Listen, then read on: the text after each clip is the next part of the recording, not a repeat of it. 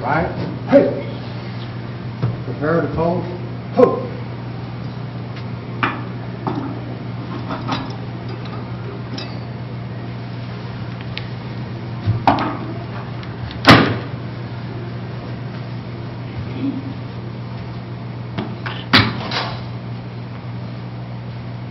Please join me in the Pledge of Allegiance. Pledge allegiance to the flag of the United States of America and to the republic for which it stands, one nation, under God, indivisible, with liberty and justice for all. Order. Ho. Left. Hey. Forward. Ho.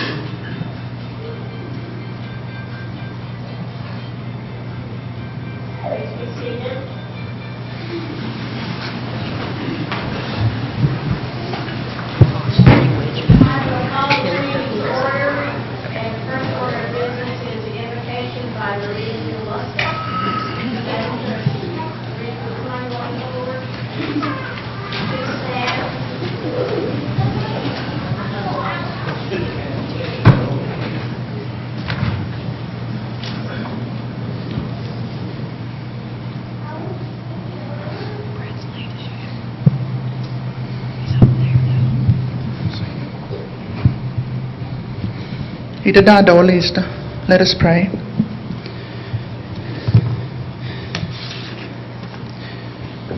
Skinaitlanahi, Kalala Dehahi. Italia Tahi Goeg. Zaskilnad, Distogalani Dastihi, no Zai.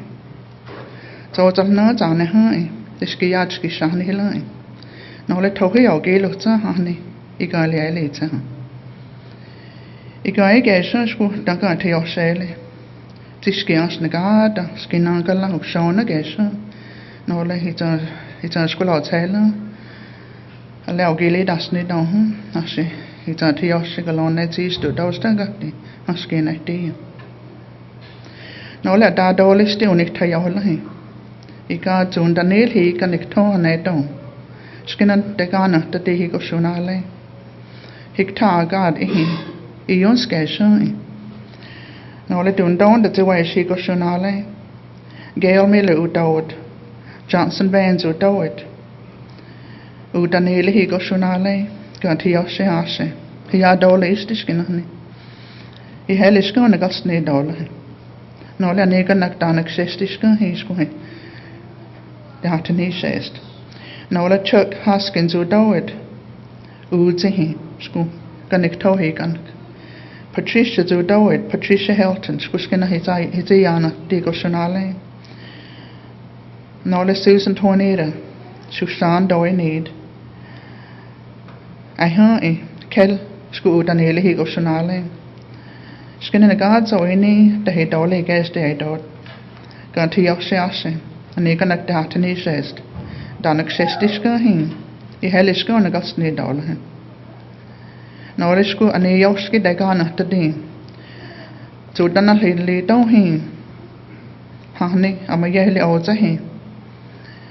Tohi ogat, yoga doodle negation ogat him. Skinner. Yagi stylishka, skinner dagana to din, skinner the hatini says take a week. Now let on to do and touch it, then he also he, the head dolly guessed, says the only unit stand high. Gæs a lugt sagt det. Tal nu et der sundan dogge. Und der law histi der gae hun all he. Så der tæt gae så he ne kan he alo he. Kan gae så der han hele skin. Når he går ikke ski turisterne.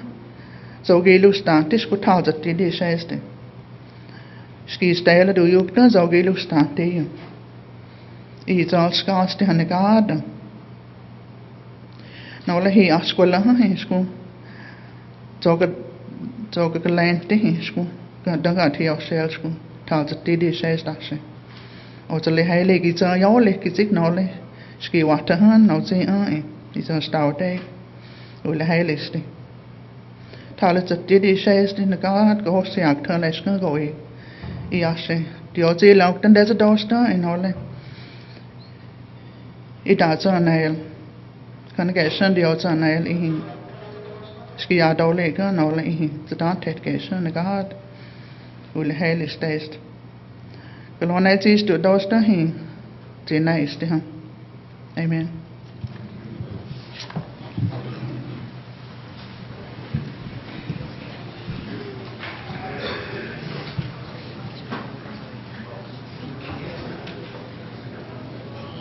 Can everyone hear? Can you hear me back there? No?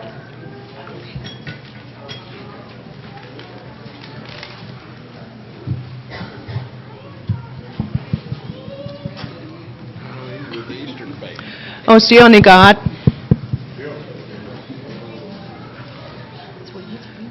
o jili helig ni God na jalek jundel kwaste o giluch ko sanale nan chu tadegis ta wadon jalekat nolen guso del agwatansa nolen delik del ag ginela noju like to say hello to everyone, and we're glad to be here from the immersion school. My name is Becky Drywater. I was raised up in Muskogee area, and I now live in Tahlequah area. And we're just tickled to be here. It was quite a trip. The children were just fascinated with everything that they seen. They were, I think. The director was saying that she was toward the back, and she said that they were saying they see a boat, and talking about the big body of water in Cherokee, and so they were just really fascinated with everything that they had witnessed on the way up here. Before we have the immersion students perform, I'd like to say wadon for the invitation for immersion to be a part of this great event. I'd like to say thank you, wadon, to Cherokee Nation, the Eastern Band of the Cherokee Indians, the NSU University in Western Carolina and North Carolina.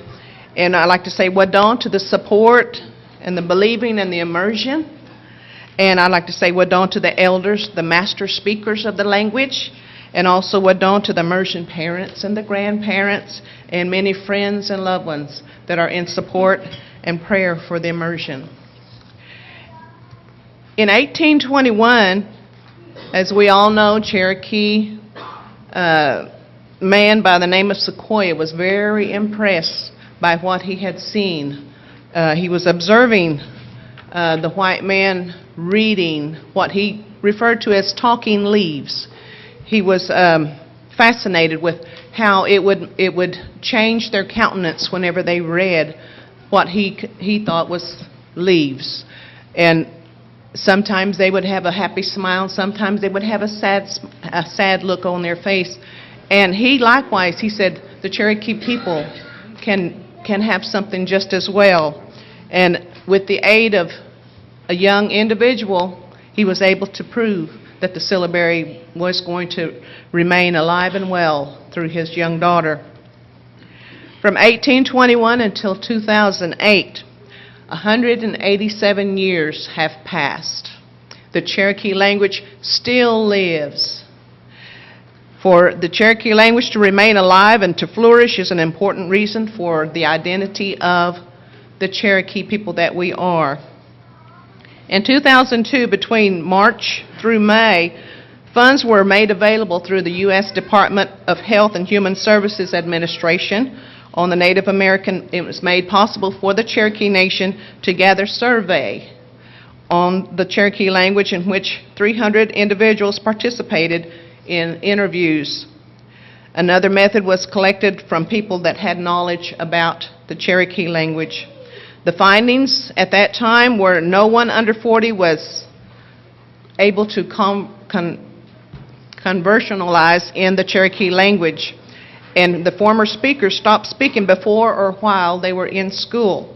And most of the children from the fluent and the conversational speakers did not speak the Cherokee language. And it was stated that most would like to learn or speak better. and nearly all agreed that the Cherokee language preservation was very important for the future. This survey was the beginning of a 10-year language preservation plan. The year was 2003, and continuation geared through the year 2012. All immersion, I would like to brag a little. I don't have pictures, but I have brag rights. All of the immersion entered the 6th annual Oklahoma Native American Youth Language Fair, which was held in March 31st at the Oklahoma University Sam Noble Oklahoma Museum of Natural History, located in Norman, Oklahoma. The competition consisted of 1,000 participants across Oklahoma and neighboring states. They competed in the spoken language and also the language performance with music and dance as individual. And my bragging rights are that immersion placed first with the second graders. They placed second with the pre-K and placed third with the kindergarten. And I think that deserves a round of applause.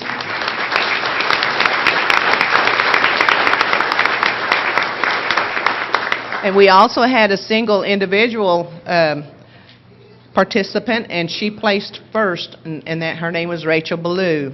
So that deserves an applause.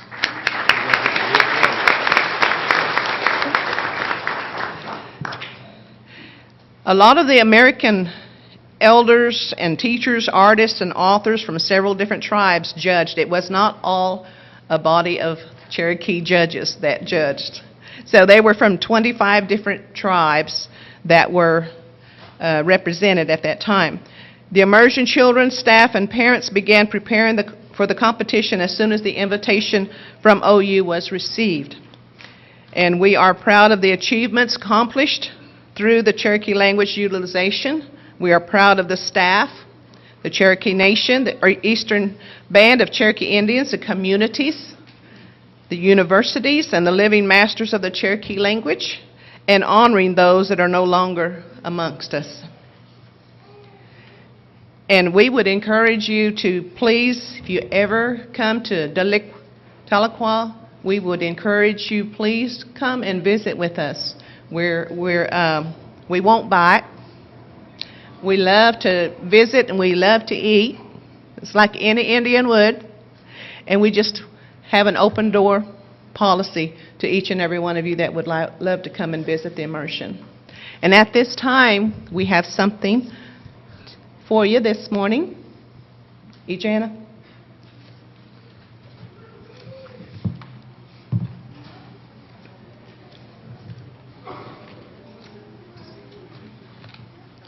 We're proud of all.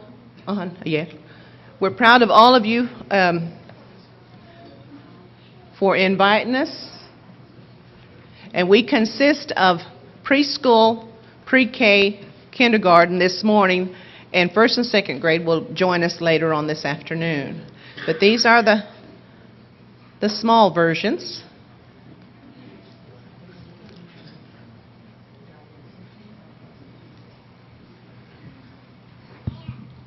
Done one issues. Okay, alle skinner done it. Oh.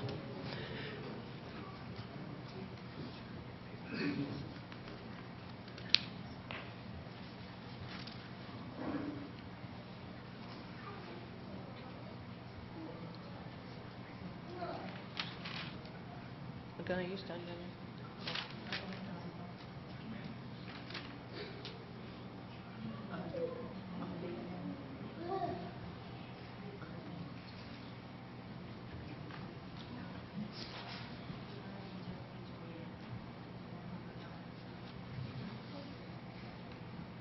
Did you don't know, guys?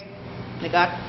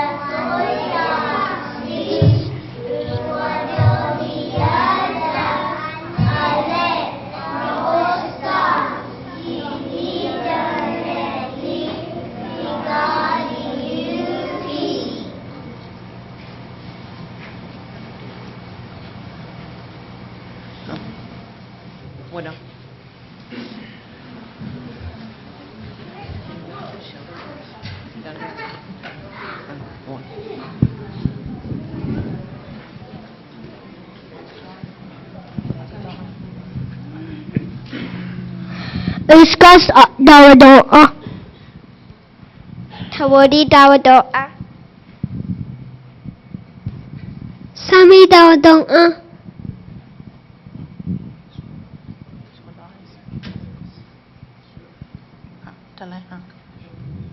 Nayen dawadoa. Kadane dada.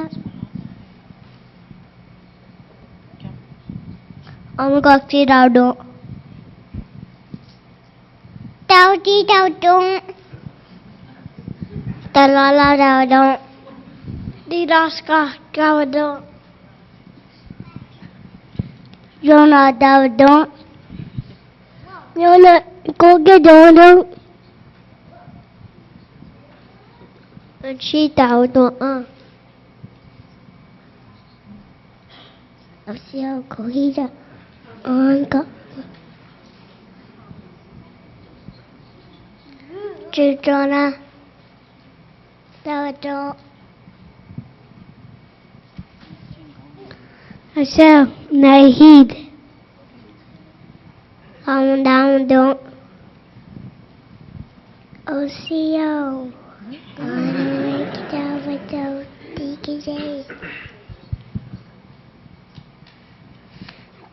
Osio Wanda Doa Osio agayi dawadoa. Ade alaga dada.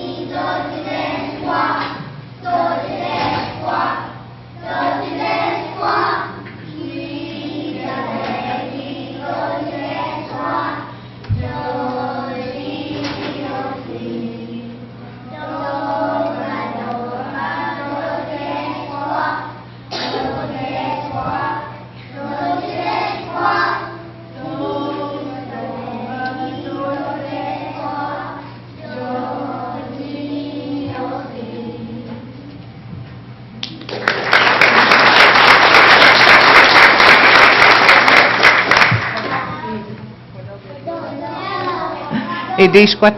Wadong.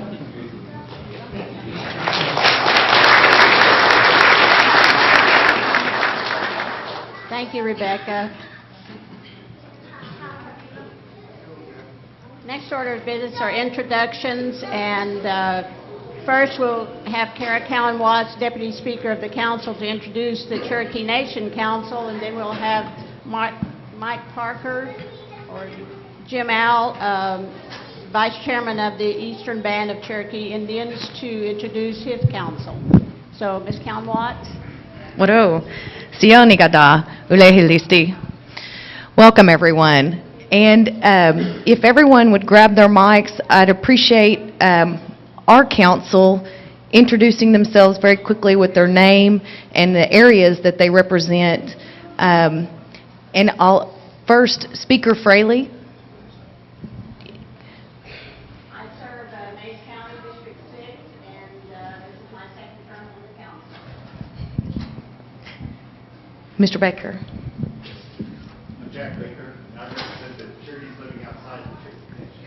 And as he puts it, that's the world, including Eastern Band. I'm Bill John Baker, represent District 1, Cherokee County, the largest district that gets service. Yeah, especially if you're the rest of the Cherokee Nation. I'm Connie Jordan. I'm the other part of Cherokee County District 1.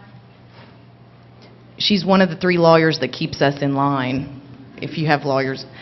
Mr. Crittenden? Thank you. I'm Joe Crittenden. I serve Adair County District 2, also known as Presbyterian. Ms. Fishinghawk? I'm Jody Fishinghawk from District 2, Adair County. I'm Janelle Lattimore Fulbright. I'm Cherokee County representing District 3. Well, Dave Thornton serves Lee County District 3. Hello, I'm Curtis Snell. I serve Delaware County District 5. Thank you. Good morning. I'm Harley Buzzard. I serve the Ottawa and Delaware counties of Delaware District, Cherokee Nation. Good morning. I'm Don Garvey from Muskogee. I serve the Three Rivers District, part of Muskogee, part of McIntosh, and part of Wagner counties. So y'all, Bradley Cobb, Dalwell. I represent Washington and northern Tulsa counties and Oklahoma, which is just northwest of here. And I failed to tell you, I represent Rogers County, City, so we are actually in my district. Thank you, Deputy Speaker. I'm Bill Anglin, represent District 8, Tulsa, and Washington County. I'm Julia Coates, and I represent the at-large Cherokees outside the boundary. The rest of the world. The rest of the world. Good morning. My name is Chris Soap, and I represent District 6, which is Mays County. And before, I would like to acknowledge a few other folks in the room. We, of course, have our staff person, Ms. Shelley Britton, and we have Robbie. And Gail had a family emergency, but I'd like to acknowledge her work in helping plan this. And then we have our chief, Chief Smith, right here, and our Deputy Chief, Joe Grayson. Then we also have with us some very important people. Would the Cherokee Nation Tribal Youth Council please stand? Yes. Thank you. Thank you for being here. I'm hoping I'm not missing anyone. The only other person I want at this time acknowledge was, before I forget, unfortunately, Chuck Hoskins Jr., who represents Nowata and Craig counties up north of us from here, was unable to make it today, and we just want to acknowledge him too. We have Brant Kale, and I'm not sure, Brant, where are you? Because he's representing Congressman Dan Boren's office here today, and he's also a Cherokee citizen. He's one of my constituents, so thank you for being here. Madam Speaker, I turn it back over. Mr. Al, would you like to introduce your council and any other people that you want to recognize? Sure. At this time, I'd like to introduce our council members here. I thank each one of them for making this trip. I thank you guys for having us, for all the great hospitality that you've given us since we've been here. It's a great casino, a great place to come back and visit. We were here a couple of years ago, and I don't think we visited here. We visited down in Tahlequah, maybe been longer than that, but it's always great to come back. Thank you for having us. My name is Jim Al. I represent the largest district on the reservation also, and this is my 5th term, and I'll let the other council members introduce themselves now. So, Perry, go ahead. Shell, good morning. My name is Perry Shell. I represent the Big Cove community. Thank you.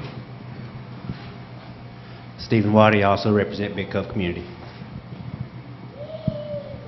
Hey, Pachacha, I represent Snowbird and Cherokee County, and I'll be starting my 9th term this Thank you.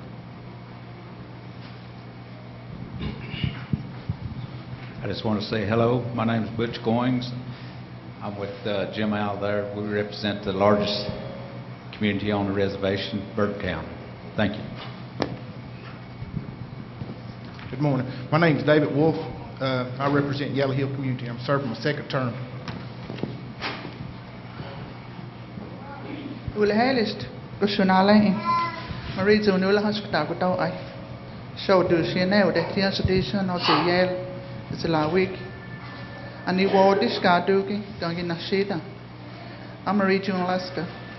I'm beginning my 11th term, 11th year actually, as council member, and I represent the Painttown community. It's good to be here. Thank you, guys. We also have some other folks that made the trip with us. If you guys would like to come up front and introduce yourselves so people can get a face with your names, please, come right ahead. Miss Eastern Cherokee, would you like to come up too, please? Then I'll get the chief and the vice chief.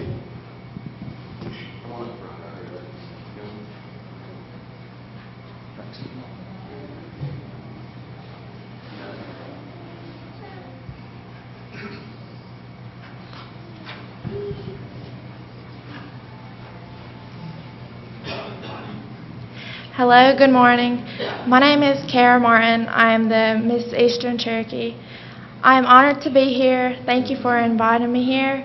Thank you for your great hospitality. Thank you, Shki.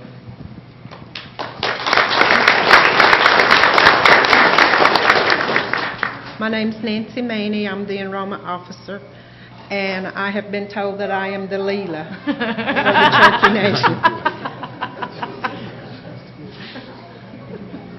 My name is Renessa Walker. I'm the manager of the Gadua Preservation and Education Program. We, too, have some bragging rights. We have an immersion program, 3 classrooms, and where's the chief? And my chief told me last night at dinner that I could have 2 more classrooms. So, my council...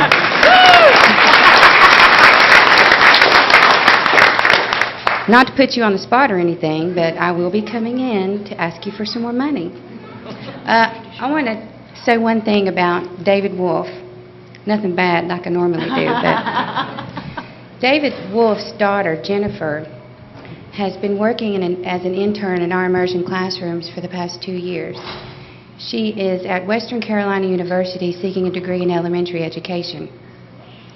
An outstanding youth and an example to us all that we can learn Cherokee. She is scheduled to be our very first immersion kindergarten teacher. And I tried to get her to come with me today, but she said, now, Renessa, I've got to graduate, or I'm not going to be able to teach. So my hats off to all of you youth who are taking these active roles that we really need you.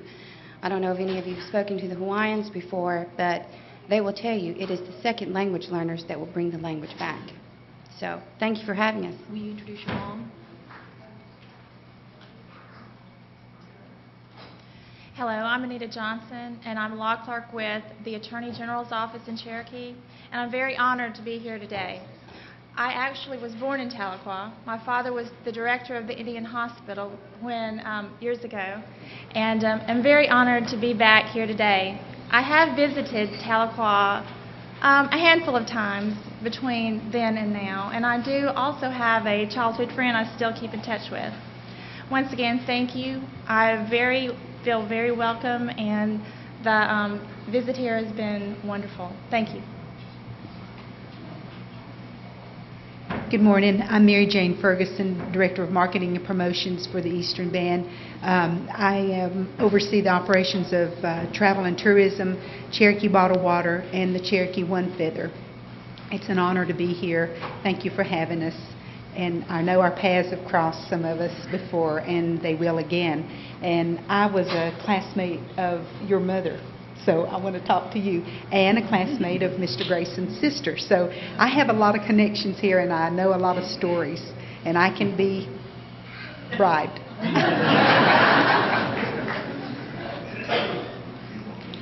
Shio, good morning. My name is Paxton Myers. I work in the Chief's office. I am the Governmental Affairs Liaison for the Eastern Band. It's an honor to be here today.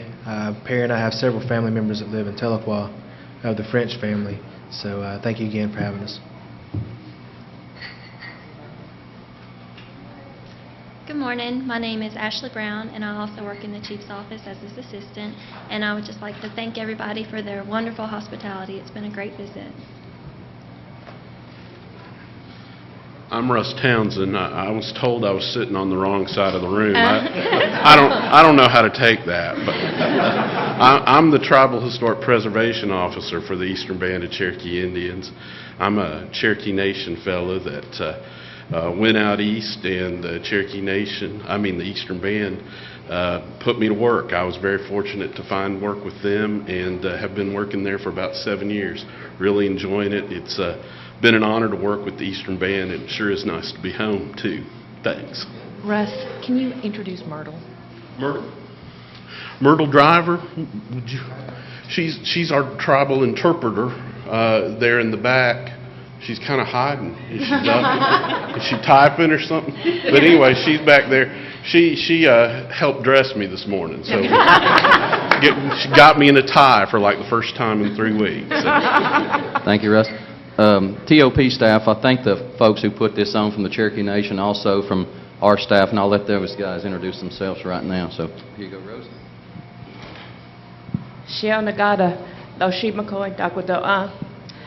Good morning, everyone. I'm Rosie McCoy. I have worked for the Eastern Band of Cherokee Indians going on 16 years now in the Tribal Operations Office, which is the equivalent of what Gail's office does for you guys. Last night I reminisced a little bit. The last time I was here, Wilma Mankiller was the chief, and that's been a while back. We're really enjoying our stay. It's good to see everybody. The hospitality has been awesome. I have 2 staff members with me. This is Denise Bowman. She'll be taking pictures. And then I have Tara Pheasant, who will be, she's hiding from everyone. But it's great to be back here, and thank you for everything. Thank you, Rose. We also have one of our workers that works for Tribal Council back in Cherokee, Mr. Skilly French. If you'll stand, Skilly. Thank you, sir. And we also have a special introduction. One of our beloved women from Cherokee, Miss Myrtle Johnson. If you would stand, please. She's also our interpreter for Tribal Council.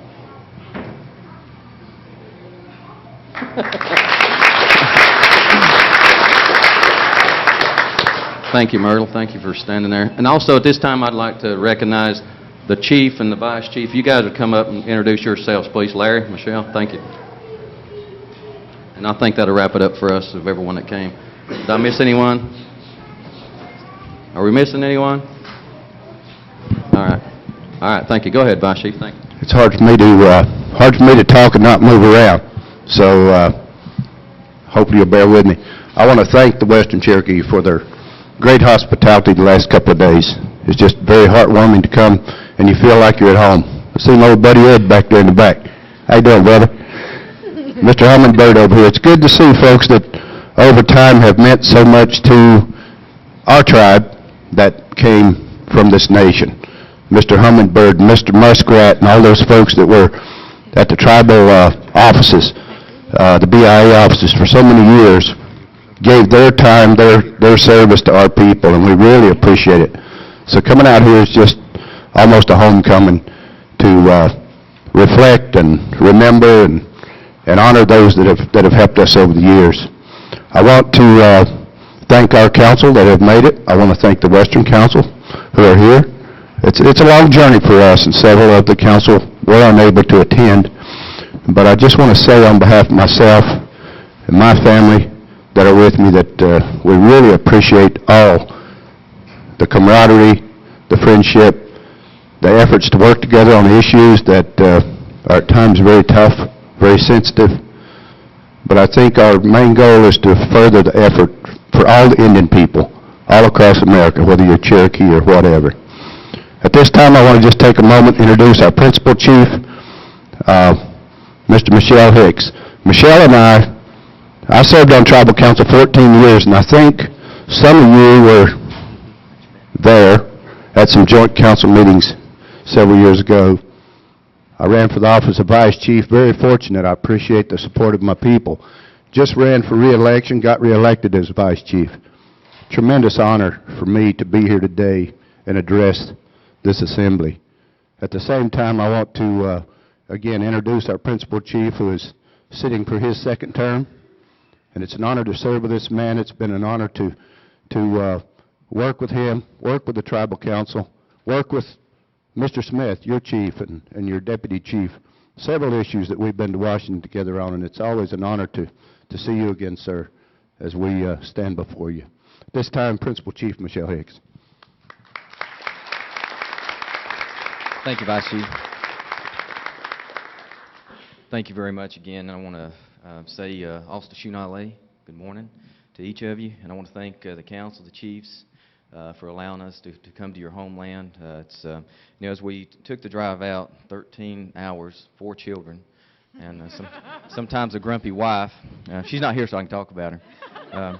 They went out loafing today, but it's hard not to think about, the Trail of Tears and, how our people were separated years and years ago. But it's always good to come home, and, when we get here, it's always like we are coming home, and we really appreciate, each one of you, the hard work that you're doing, for the Cherokee Nation and for Native Americans across the way. I do want to say good morning to Chief Wilma Mankiller. It's always good to see you. I saw her a couple years ago, and I used to be a young student some time ago at the Holiday Inn in Cherokee, and I always remember the days when Miss Mankiller would come stay with us, and she was. I definitely respected her then, and I continue to respect you now, and I appreciate all the work that you've done over the years on behalf of the Cherokee Nation and all Native peoples. There's a lot of tough issues out there. We're going to be talking about some tough issues today with the Lumbee issue that continues to hamper Eastern Band. Of course, you guys are dealing with the Freedmen issue, and again, these are issues that we have to be very politically astute on and make sure that our strategies are right on key, and it takes thorough discussion again to make sure that we're taking the right approach. And I'm hoping today that we can have some open and candid conversation about each one of these issues among the many other issues that face us with health care and housing and education.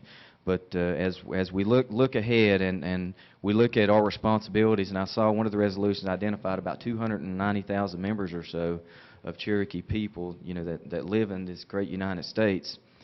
We have huge responsibility as tribal leaders, and the 12 council that me and the Vice Chief work for. Is that accurate, Vice? Yeah. And I'm sitting looking around here and thinking about working for 29 council members. Wow. What do you think, Chief Smith? That'd be kind of tough, right? But no, we appreciate what our council does. We again we have a great working relationship, me and the Vice Chief, of course, in the day-to-day. But the council, when we have issues, we sit down and talk about them. We work them out. We work out what our strategy should be. And again, for the success of each one of our tribes, we have to thoroughly look at these issues and make sure that we're bringing the right strategies to the table. But I look forward to the rest of the day. I'm going to be leaving probably later on this evening after the dinner, but I've enjoyed my stay. And if anybody has any questions or you want to pay a visit to Cherokee, you're always welcome. Let us know ahead of time, and we'll make sure that you're taken care of.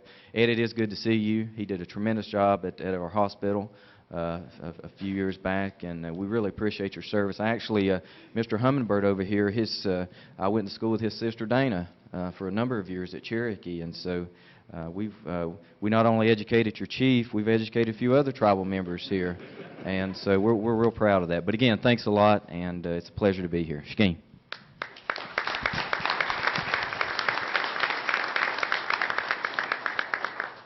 There are a few people that came in that I'd like to introduce. First of all, of course, is former Principal Chief Wilma Mankiller. And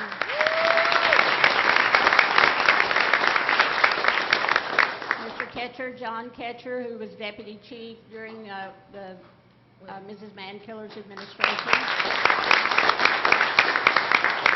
and who couldn't be here today because of flight cancellations everywhere. But in his place, I'd like to introduce Margaret Swimmer, wife of Ross Swimmer.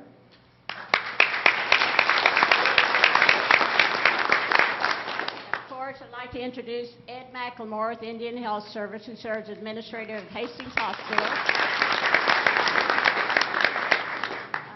And our First Lady, Bobby Gail Smith.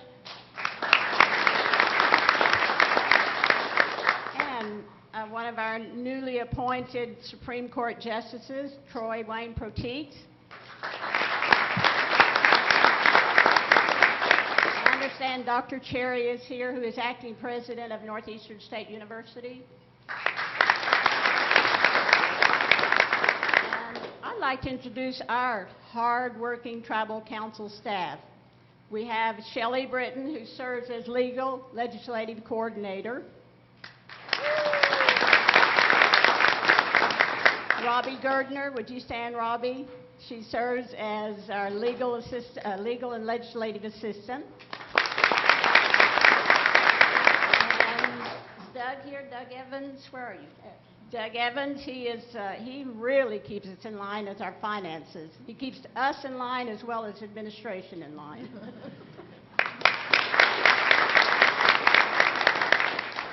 And Jamie Hummingbird, would you like to say a few words before we get started with the program?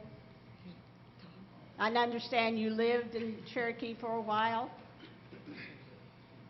Jamie serves as on the Gaming Commission and chairman, aren't you, Jamie? I'm the director of the Gaming Commission, but I do serve as chairman as the National Tribal Gaming Commissioners and Regulators Association. So it's nothing like being put on the spot at the last second. Thank you very much. I know the feeling. Do want to say good morning, welcome to you all. It's glad to see a lot of familiar faces when I walked into the room this morning. Saw Myrtle in the back first. She didn't recognize me, which doesn't really surprise me because when I left my homeland in the East, I was but maybe half the man I am now. I was 14 years old when I left North Carolina. And in fact, I'm seeing David Wolf, one of my old classmates. It's glad to see. It's been a while since I saw you on the softball field, but hopefully we'll see you back out there again. And Stephen Waddy, even though Stephen is not my classmate, his brother, Manuel, is one of my classmates. So, but as Michelle said earlier, there is a lot of relationship between the Eastern Band and the Cherokee Nation in the West. Not only did Michelle go to school and Dave and I go to school together, but there are a lot of other relationships that are continuing to this day. My family, extended family on my mother-in-law and father-in-law side, and my parents as well, they continue to have their relationships with the brothers and sisters out on the reservation in North Carolina. And it is very fitting that we have this meeting here with us today because it shows that we are coming together. Our common bonds have not been broken despite the many years of separation. And it's also fitting that we had the next generation here today talking to us in Cherokee, in our own language. And it's a very important subject to me because my daughter is also in the immersion program. And to see us to come together to talk about these issues, to work together on these issues is very, very important. It's very humbling in a way. But I know working with you and many of my tribal council members and knowing some of the tribal council members for the Eastern Band, I know that the work is not going to end here. There are many tough issues, as Chief Hicks said. But I think together, not only are we going to make advances in our respective causes, but I think we're going to ultimately take the field. We're going to win the day. And it's going to be through your hard work. It's going to be through the hard work of the people in the administration. It's going to be through the hard work of the people. So I commend you with all your efforts today. If there's anything I can do for you while you're here, whether you're from my council or from the Eastern Band Council, please feel free to call upon me. I'll do whatever I can to make your stay an enjoyable one. Well done.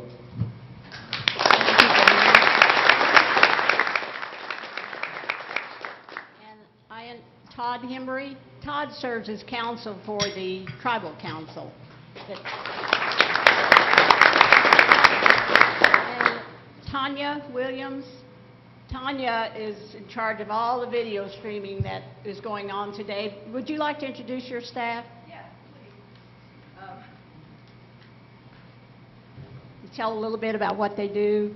A little bit. My name is Tanya Williams. I'm the Web and Applications Manager for Cherokee Nation. I'll let everybody introduce themselves. Yeah, my name is Ben Phillips. I'm the lead multimedia developer.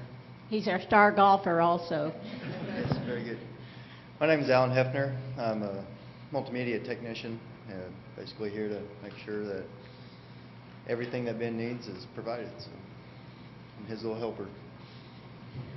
And I just wanted to remind everybody, we are streaming this live over Cherokee Nation's internet. We're also, the Eastern Band is also pulling the stream, so they're seeing it on your screens at home. So everybody is watching, and the first initial response is everybody is online.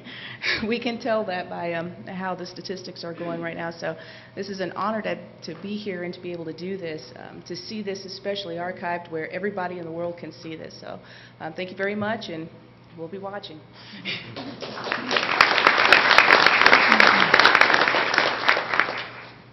We will be burning this onto a DVD, is that correct, Doug? And so each of you will receive a copy of the council meeting here today. Next order of business is roll call. Shelley Britton will do the roll call for the Council of the Cherokee Nation, and Rosie will do the roll call for the Eastern Band of Cherokee Indians. Here.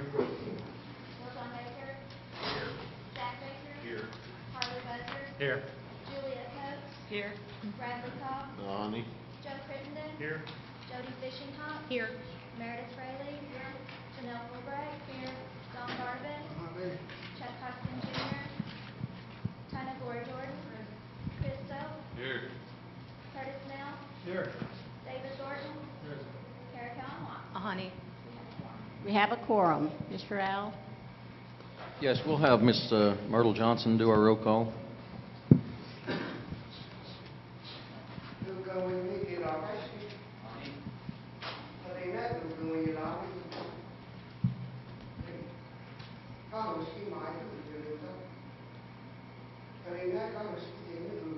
Here. Susan extends her deepest regret for not being able to join us today. She's had a member in the family that's been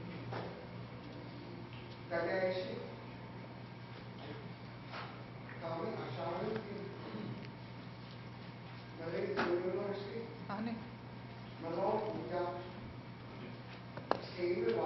Here.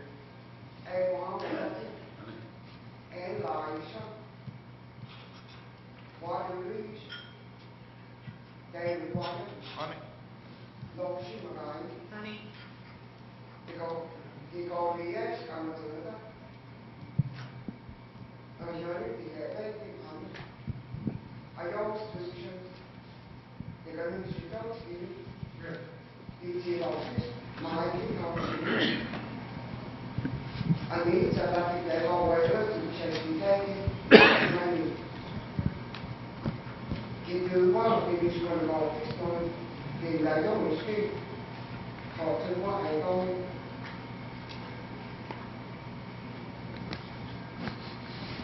Người chơi qua cái gì? Lost is also called you, as a council. Thì chỉ có người trong chị Carol Martin. Who going to establish the Paxton Myers? Who going to establish the Ashton Brown? Kadisha Atlantis. Lord should establish the Indian Fund. Thank you, Myrtle. We do have a quorum. The Easter Band has a quorum. Ms. Glory Jordan, could you? Yes, Madam Chair, I move to amend the agenda today to add resolution number 00-08 to the agenda as item number 2, and I believe you have a copy of it before you. Second. Motion's been moved and seconded. Any discussion? Any discussion? All in favor of amending the agenda signify by saying aye. Aye. All opposed, same sign. Okay, motion carries, and that will be item 2 under business items. Item 7 are the business items, and the first resolution is a resolution opposing covering the termination of the government-to-government relationship. Principal Chief Chad Smith.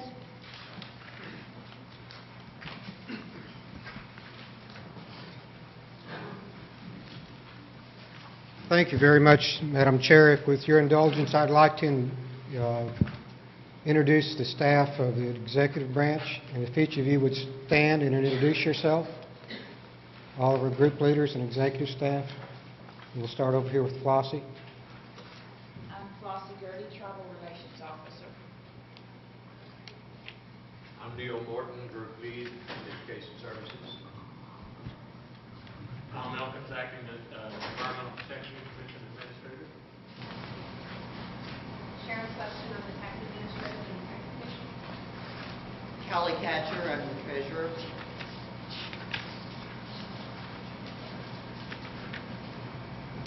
I'm Norma Merriman, I'm Group Leader for Human Services.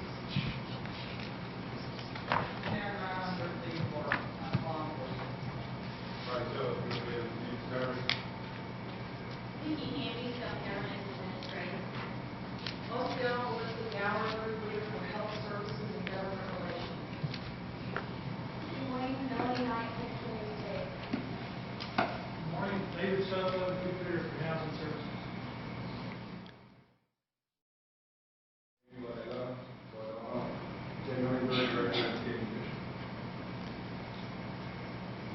Thank you, Madam Chair, and also with your indulgence, I'd ask Joe Grayson, Jr. to say a word.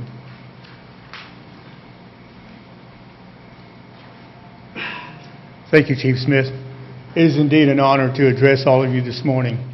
You know, I grew up in the Cherokee Nation. I was born in Cherokee County in 1948. And back in those early days, we never thought we would have something like this. We never thought we would be building clinics and have our own schools and be in control of a great nation of Indians. We proudly welcome the Eastern Band to Oklahoma. You, as I said last night, you are our brothers and sisters, and you are welcome anytime. Please enjoy yourselves, enjoy our company. We are very glad to have you. Thank you.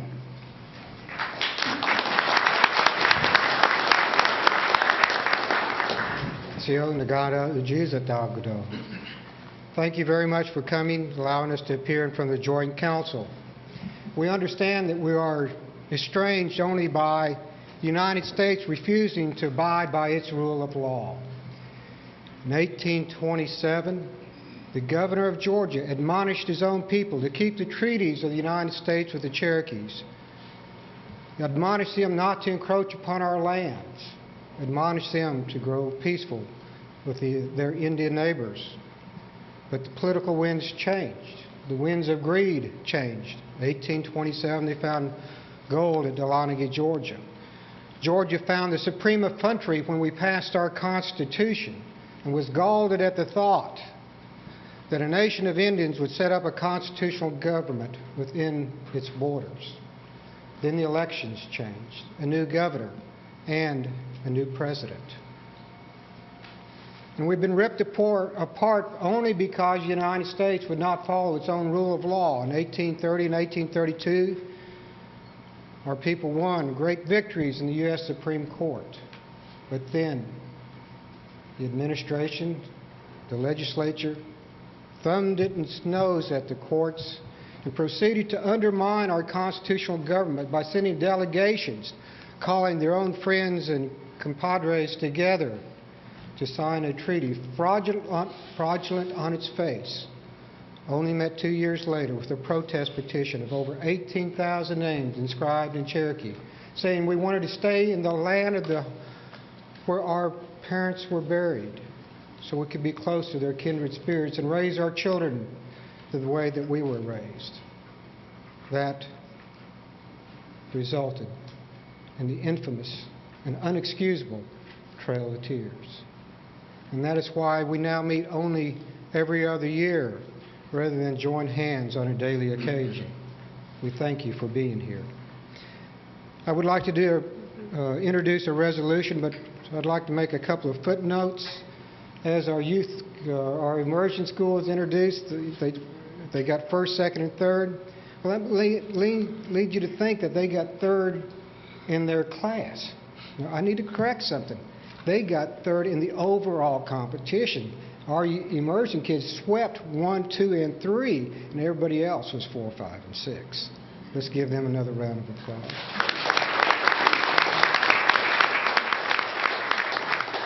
And I understand our good former chief, Ms. Mancutter, is going to give a history of the Joint Council.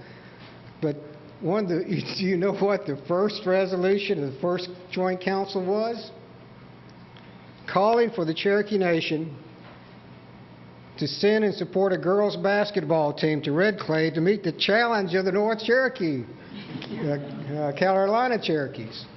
Well, you may not want that resolution this time because our girls almost got 4 state championships in a row and it's only 15 seconds and 1 point short of accomplishing that. So, Chief Hicks, you may... Chief Hicks, you may choose another sport to challenge us in. But it is a great opportunity because when our girls lost in those last few seconds, they personified the thing that we strove for most. Great leadership, great sportsmanship. They won with grace, they lost with grace. They knew it was a game that they would learn from in their future endeavors. Their academicians, they had a 3.6 cumulative grade point. Stars, not as individuals, but stars as a team. We would like at this opportunity, with the permission of this chair, is provide a slideshow. If we could, Ms. Williams, if you could come forward. And this slideshow addresses the issue of Resolution Number 1, resisting the effort of Congress in H.R. 2824 to terminate the Cherokee Nation, to impound our gaming revenues, and to spend any services to the Cherokee Nation. Let me see.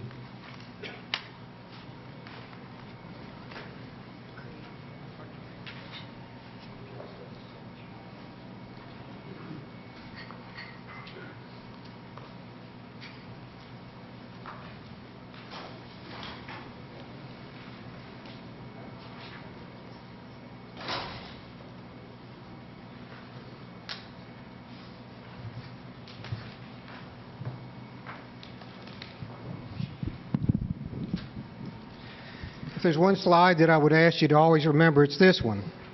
The little girl in your far left represents the little girl of the past. She's there in front of our female seminary in the 1880s. The little girl in the middle was in our Cherokee National Holiday Parade in 2000. And if we make wise and sound decisions, there'll be a little girl 100 years from now.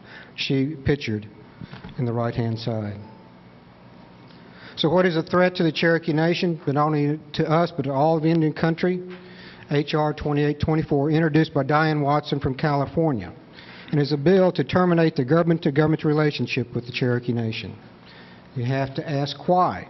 She and members of the Black Caucus has introduced it to terminate the Cherokee Nation if the Cherokee Nation does not, as a government, readmit or admit citizens of the past that have no Indian blood.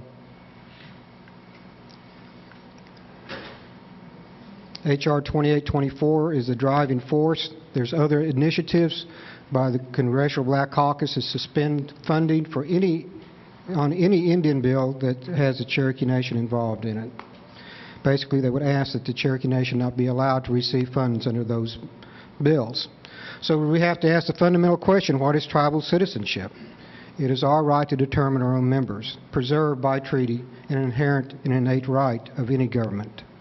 And the 10th Circuit ruled in the Cherokee Nation's favor 20 years ago that it's the tribe's right. It says no right is more integral to a tribe's self-government than its ability to establish its own membership. So we have relied upon the rule of law these many, many years. By a freedman by definition by the federal government in an 1866 treaty, followed by 2 statutes of 1902 and 1906, freedmen were former slaves of the Cherokee Nation and freed Negroes associated before 1867. So the reality is there's no freedmen living, as is there are no slaves.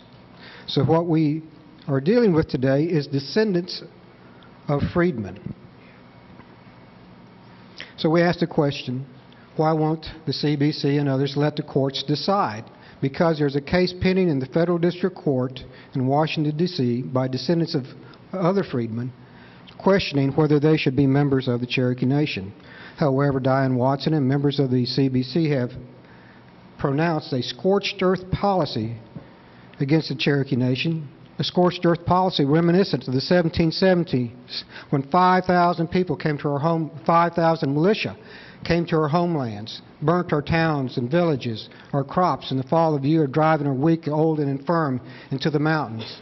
And that's what this bill does. It's aimed at the weakest, the young, the old, and the infirm, to close our clinics, stop funding to our Head Starts, stop funding of elderly nutrition programs, close our Sequoia High School.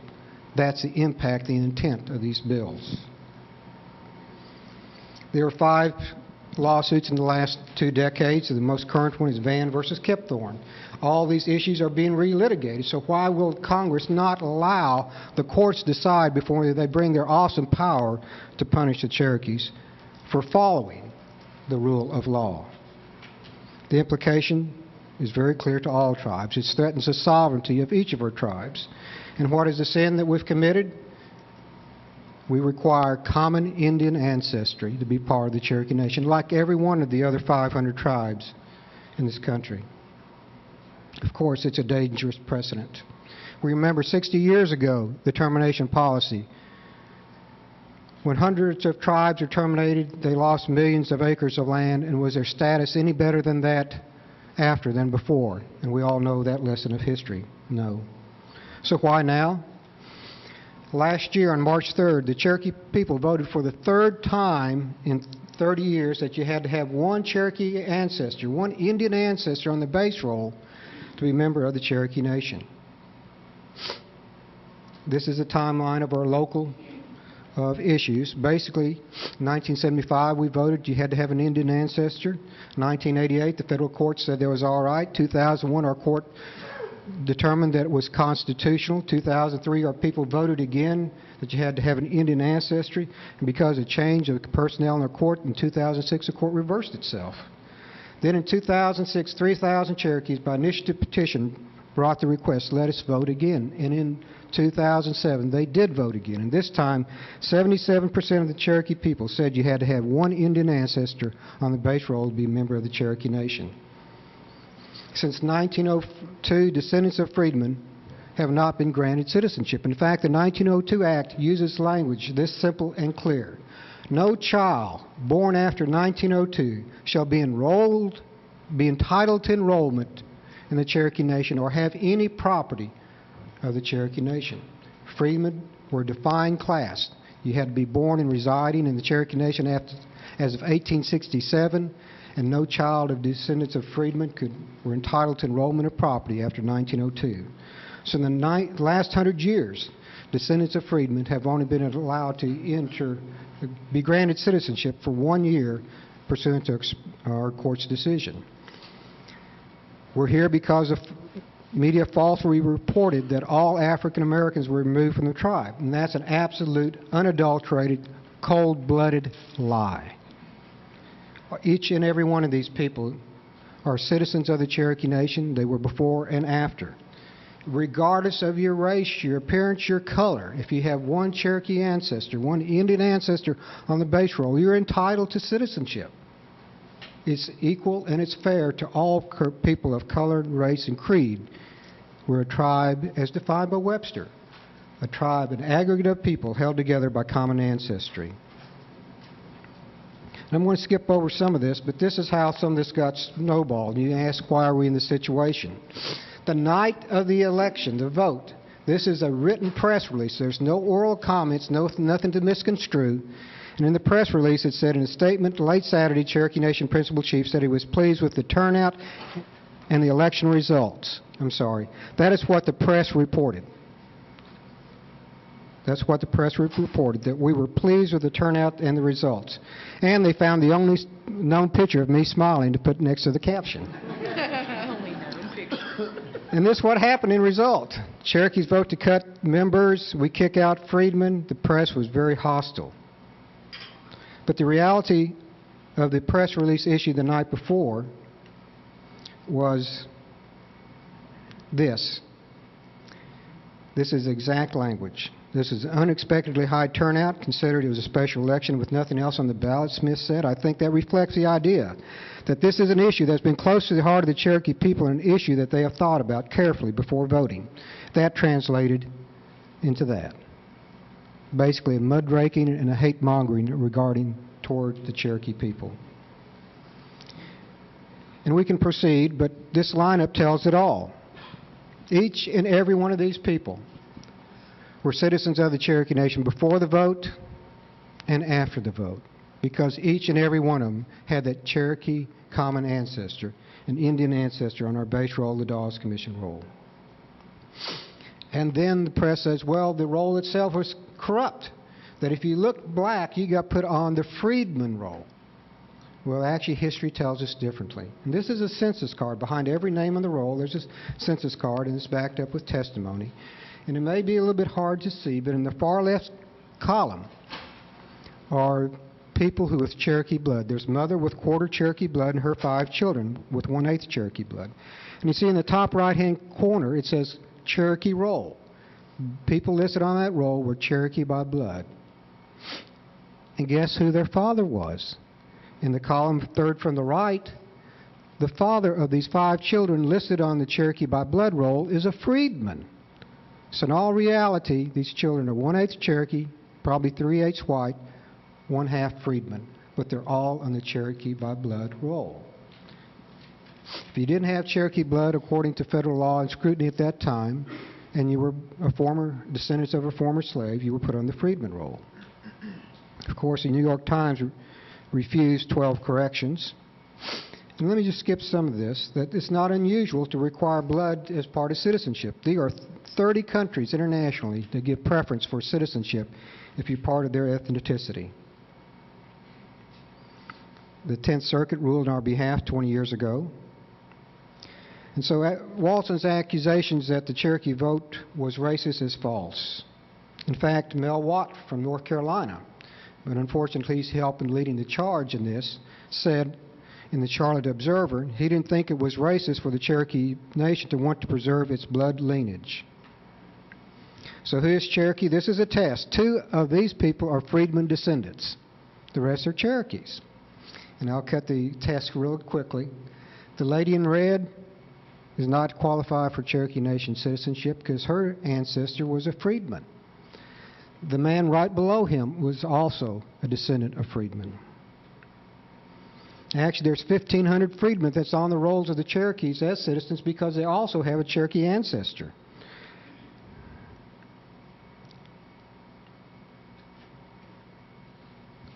I'm going to skip through some of these.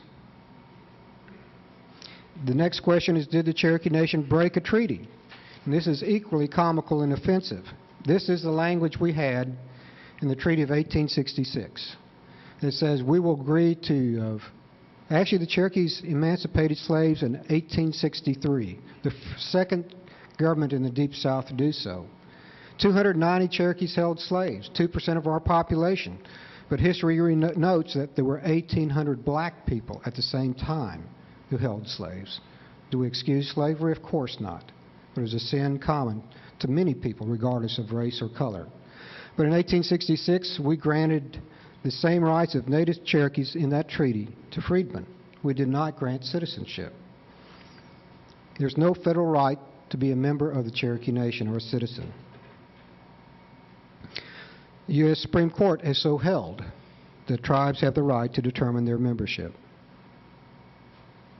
And so we asked, has the United States ever broke a treaty?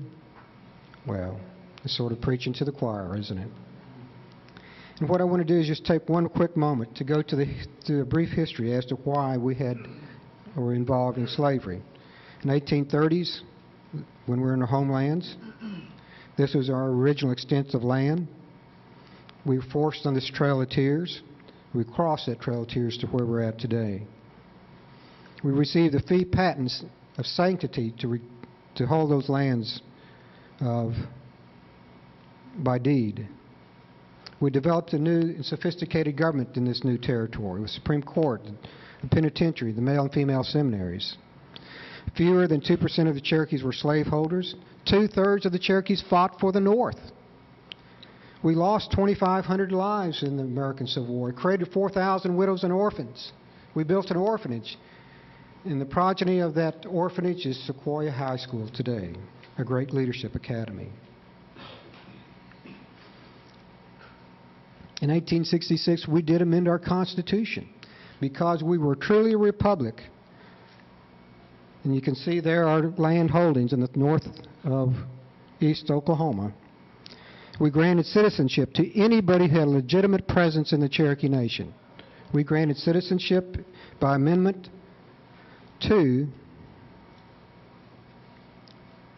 all native-born Cherokees, all Indians, Choctaws and Creeks and Sioux, whites legally members, and freedmen. We granted citizenship based upon residency. After Oklahoma's statehood, with the forcible assimilation through allotment, we were in limbo for almost 75 years. But for that 75 years, our Cherokees were resisting the allotment and trying to revitalize our national government. In that 75 years, from 1906 to present, freedmen built their own separate communities. Oklahoma is noted for 50 all-black towns. We wanted to rebuild our government. And that occurred with the passage of the Self-Governance Act in 1970 to allow us to reclaim our future. So when the Dark Ages came to an end with the 1970s, we rebuilt the Cherokee Nation. We're now the second largest tribe in the country. This is our territory. We're a tripart government. And we, in 1975, chose to establish citizenship based upon blood relationship. Why? We'd lost our country. We only had 1% of original holdings. The state had jurisdiction over us. Half of our population left during the Depression. So in 1975, 2003, and in 2007, we again voted that you had to have one Indian ancestor on the base roll. So I want to leave you with that, and with that history and introduction, I'd ask Madam Chair to address the resolution before you. And basically, we ask this joint council to oppose any effort by the United States to breach the rule of law, to prejudge us by punishing us before the courts have had a time to relitigate this, and to resist termination in H.R. 2824 and all other related actions. Thank you. Do we have a motion to, on item 1, a resolution opposing legislation introduced in the United States Congress terminating the government-to-government relationship of federally recognized Indian tribes and nations? Madam Chair, if I can make one post note, the National Congress of American Indians has issued such a resolution, as has the First Nation of Tribes in Canada, as has USET in its last meeting. Thank you. Thank you. Move. So move. Make the motion. Dr. Cobb makes a motion to approve this resolution. Do I have a second? Second. Has been seconded. Any discussion? Now we'll open the floor for discussion. Any discussion? All in favor of approving this resolution signify by saying aye. Aye. All opposed, same sign. Motion carries. Okay, item 2 is the amended item. It is a resolution opposing English-only legislation. And Principal Chief, you were going to do this one also? Yes, ma'am. I had the opportunity to go back to joint council resolutions to 1996. And lo and behold, Joint Council Resolution 8-1996 is opposition to the passage of H.R. 123 to amend the United States Code to declare English as the official language of the government of the United States. This council has addressed the same issue over a decade ago. Today in Oklahoma, it was introduced by a state legislature to make English the official language of Oklahoma. And it makes us cringe because our parents went to boarding schools and reports to us how their mouths were washed out with soap, that we're punished and beaten, isolated for speaking our languages. And now we're just barely recovering from that regime of English as the official language. It tells each and every one of us that if English is the official language, all others are second class. Cherokee is not a second class language. I could go on and on and on in my rage about this policy, but it's best personified when the author got on the floor of the Oklahoma House and said this bill was designed to assimilate people under the power and the sovereignty of the state of Oklahoma. You may as well just open up an old wound and throw salt in it, because we have for centuries resisted forcible assimilation. Secondly, he said that bilingualism was by design divisive. I suggest to you, any author who says that is the one who is divisive. Second. Moved and seconded. Any discussion? Any discussion on the resolution proposing this on the legislation? All in favor, signify by saying aye. Aye. All opposed, same sign. Okay, motion carries. Thank you, Madam Chair. May I be Yes, thank you, Principal excused? Chief.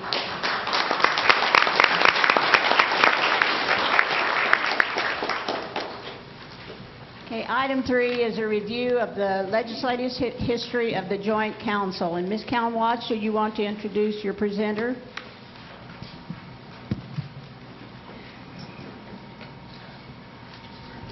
And also, Ms. Callan Watts, Rosie would like to say something about the 1983 minutes. No vote from. Okay. I'd like to give credit to Gail for collecting all this information and putting it in a binder for you. The information that we brought back home from Cherokee was a packet. It's got the original letter proposing the Joint Council from Principal Chief Robert Youngdeer, and it has the minutes of the actual meeting at Red Clay. And on top, there's a roll call for the Eastern Band, and then there's a roll call for the Western Nation. And I'd just like to kind of give credit to those individuals, if you don't mind, if I could read the names of our tribe and the other one. This meeting was April the 6th, 1984. It was called to order by Wilma Mankiller of the Western Nation. The prayer was by Robert Bushyhead, who's now deceased, but he was with the Eastern Band of Cherokee Indians. The roll call at that time was done by Winona Dye, who just recently passed away. Jonathan Taylor was chairman, Richard Sneed, Jess Murphy, Philip Smith, Gerard Parker, Richard Byrd, Bertha Sanook, Richard Welch, Wilbur Sequoia, Julius Taylor, Abe Wachacha, Glenda Sanders. The principal chief at that time was Robert Youngdeer. Our vice chief was Robin Toinita. And our Indian clerk was our beloved woman, Maggie Wachacha. And of those individuals, Bertha Sanook, Wilbur Sequoia, Julius Taylor, Robin Toinita, and Maggie Wachacha are no longer with us. So I'd like for us to remember them and acknowledge them at this meeting. The Western Nation, would you like me to read those names as well? The roll call for the Western Nation.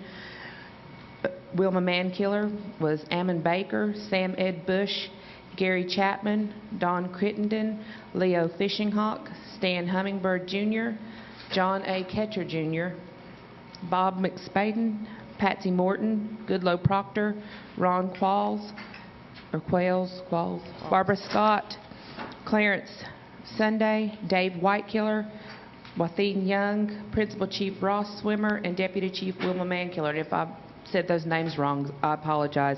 But I just want to acknowledge those individuals for that first meeting. I think this is a nice piece of history to have. Thank you, Rosie, very much. And I'll turn it over to you, Ms. Callan Watts. Thank you, Madam Speaker. I was honored to be tasked with this work. Most of you know, and my elders remind me, I'm the youngest one on the council.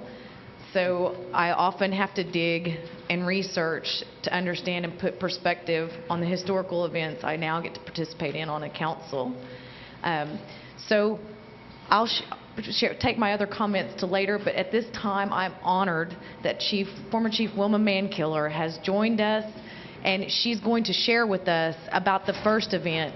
And while Wilma's making her way up, we had the honor of having Dwayne King with us last night. And in your packets, fellow council members, you'll see that it was Dwayne King that wrote the infamous letter to get it kind of started, and that she has, I'm sure Wilma may speak to that, but it was really neat to get to talk to him last night, and he couldn't stay today, so that was unfortunate. Please welcome Chief Wilma Mankiller.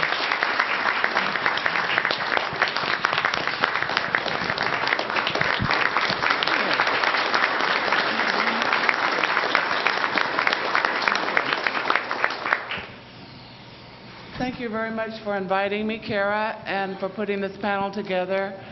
I think it'd be interesting if we could just see a show of hands of people who actually attended the 1984 reunion at Red Clay. That's great. Great memories there. And I'm not going to actually talk about the legislative history because I think we heard a little bit about that, but give you a sense of what it was like as we prepared for the meeting during that time. And then I'd like to share some of my personal reflections from that meeting. And I think that the idea for the council meeting actually came from the historian Dwayne King, who worked for the Eastern Band at that time. And he first spoke with the Eastern Band chief and then the chief of the Cherokee Nation, and they got things started. We put a committee together at the Cherokee Nation in Oklahoma, and there was a committee in the Eastern Band, and we worked very hard to make that very first meeting go efficiently and well and be full of family and reunion kind of activities, as well as a very important formal meeting. None of us, there was no one, either from the Eastern Band, I don't think, or from the Cherokee Nation, knew that they had any idea there would be that much interest in our meeting. We knew that for us it would be a very important and historic event, but we didn't realize that thousands of people from all across the country would come to support the Cherokee people, or that it would receive national and even international press. And so it was really quite an event. As I personally prepared for the meeting, I'd been held elective office at that time. I was the deputy principal chief and the president of the tribal council. And I'd held that office for less than 2 years when this meeting occurred. And as I prepared for the reunion, I learned that on several occasions in the early part of the 19th century, thousands of Cherokee people had gathered for general council meetings on the land that now constitutes the Red Clay Historic Park, and that one of the last meetings of the Cherokee government was held there at Red Clay before our ancestors were forcibly removed to Indian Territory by federal troops. The devastating removal separated our Cherokee families, and ultimately our Cherokee government separated our government into the Cherokee Nation in Oklahoma and the Eastern Band of Cherokees. On the drive from Stillwell to Red Clay, we had a large group of people in a big blue van as we drove from Stillwell to Red Clay, including my late mother-in-law, Florence Hummingbird Soap, and Leroy Soap, Charlie, my husband, Charlie Soap, who's here with us today, my brother, and many other people. We talked about history, and we talked about what it meant to visit that site, that where our people, our ancestors, our family, had once debated in a very real way the issue of whether we should cooperate with removal and accept the removal policy or fight to the death to remain there in our homelands. We talked about that. We thought about that. And we knew that whatever happened at the meeting at Red Clay, at the reunion, it would be a very emotional time for all of us, and it was. We arrived at the Red Clay Historic Park, I did, very early in the morning, our family. And it was kind of a foggy morning. People were camped all over. Some people had coffee brewing, and they were sharing their coffee with one another and walking around and visiting. And there were campers really everywhere you looked. And when I parked and got out, I saw Ross Swimmer, Chief Swimmer, standing in kind of a enclosed area. It had a roped off area, I guess you might say. And so when excuse me, I have an allergy to something. So I think that as I started walking over there, I saw some sort of sign or something that said that the area where he was standing in this roped off area by himself was a place at the exact spot where some of the meetings had been held. And that's the reason that it was roped off. And so I stepped into that little roped off area with him, and we just stood there. He and I, and we stood silently, and we actually tried to imagine, each of us, what that time just prior to removal meant to our people, to our family, to our ancestors. And we thought about what passion and anger they must have felt when the United States Department of War presented a removal treaty at Red Clay twice, and it was rejected by the Cherokee National Council in the early 1830s. Here they were, being presented with that kind of treaty to remove them from their few remaining lands when they had once claimed all of Tennessee and Georgia, parts of North Carolina, South Carolina, Virginia, West Virginia, Kentucky, and Alabama. It was a terrible time in our history. No history book that I've ever read has ever captured even a fraction of the human emotion, the heavy hearts, and the sorrow of that time. There's no way that a history book could capture that time. And there's no way we could really fully understand and appreciate that. But we got a sense of that at Red Clay. And Ross Swimmer, I believe, and I got a sense of that morning, standing in that circle, in that sacred place. In April of 1984, during this season that we're in right now, after all those meetings, more than 150 years later, at the Red Clay reunion, we all felt a sense of responsibility. After thinking about our history, a sense of responsibility to try to do everything we could to honor the memory and sacrifices of all the people who met on that sacred ground, and to try to make good decisions and good choices. Besides the historic significance of the meetings at the reunion, it was also a family reunion and a time for sharing of stories, and there were a lot of cultural activities, including a very spirited stick game. The Eastern Band, when they play stickball, they do it with a lot of heart. There was an ambulance standing by there, I remember that. And we don't have ambulance standing by our game, but they had an ambulance standing by. So one very important symbolic event at the reunion for me was the lighting of an eternal flame for the two Cherokee people who met there at that time, and for all our ancestors who had met there in the past. The flame was ignited by torches that had been lit a few days earlier at Cherokee, North Carolina, and then carried by Eastern Band Cherokee runners, young people, along 150 miles of mountainous road from Cherokee to Red Clay.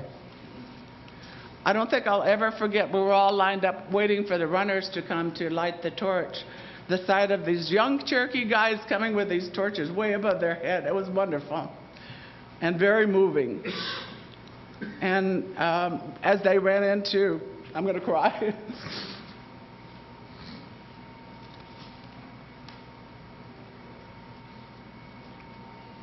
After all our discussion at the meetings of history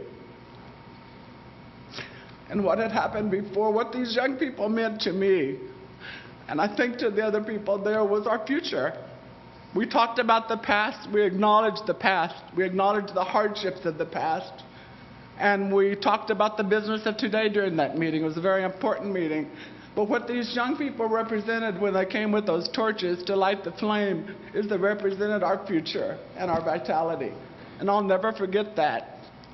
And it was very emotional for me, as you can see, but the people along the line that watched the runners come in that day, they wept. They stood there and wept because I think they too saw our future, and here we are, 24 years later, and not only are our tribe surviving, but they're thriving, and I think we have a bright future.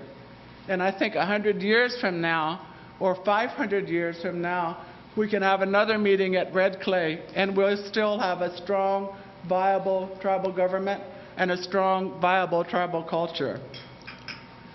When the meetings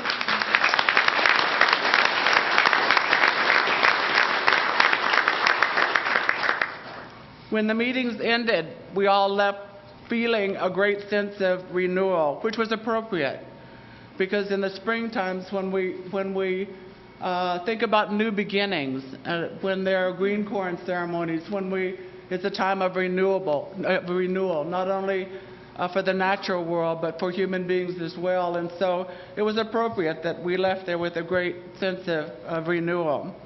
And we vowed when we left there to remain close with the Eastern Band and not let that ever happen, that kind of separation ever happen to us again. And so 24 years later, these meetings continue, and it was an incredible honor for me to participate in the first gathering at Red Clay, and it's an incredible honor for me to be here with you 25 years later and participate in this meeting, and I thank you very much for allowing me to be part of your gathering. Thank you. Wilma,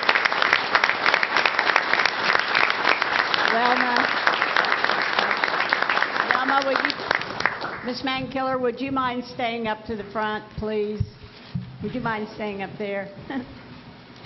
And if you're a Wilma fan like me, I never try to miss an opportunity to see her and speak, because I look up to her as one of the women. And there's many women that I look up to, and I don't even have words to explain how important that what you just shared with us. I'm just going to take up a brief amount of time. We just handed out the historical timeline. One of the things that we wanted to honor this is the 13th Joint Council, 24 years after the first. And it's an honor to host the Eastern Band on this occasion. We wanted to also make sure what we found when we started talking to Rosie and our staff, we didn't necessarily have a good place where all those documents were together. And if we can't learn about our past, how can we move forward? So if the council members in front of you, you should have a legislative history and review of the joint tribal councils, and it's this packet. What was just handed out was the historical timeline of the respective meetings, what meeting it was, and you'll note that we are missing two. We're missing 1994 and 1998. So what we've asked is, we've challenged everyone. I believe Jody's dad was at that meeting. If you can go home to your family records, if it's not something we can find in the tribal archives, we're asking for pictures from Eastern Band, from us. We want to compile that, and we will provide that online as well as in hard copy to finish it, because this is only just a start. And we've also, we're talking to Rosie. We would like to challenge to have the next Joint Council quickly in fall of 2008 at Cherokee, because we're trying to make up for lost time when we missed our opportunity on the biannual meeting before. Rosie? Looking at the timeline, there were 2 joint council sessions that were canceled because of financial issues. So that may be right where those fell in. I know once or twice it was either we didn't have the money or the Cherokee Nation didn't have the money. So we've come a little bit further now. It is a different world, isn't it? Yes. On the second page, you'll see there's a legislative review. And as Chief Smith mentioned, I think every resolution on today's agenda has been addressed in the past at a joint council meeting. And with that, is our next, I didn't bring the agenda up, but is our next the awards? Yes. So that's all I wanted to share. Thank you. Item 4 is a resolution recognizing Mrs. Wilma Mankiller as a recipient of the Friends of Sequoia Award. And Ms. Cowan Watts, would you present that to Ms. Mankiller?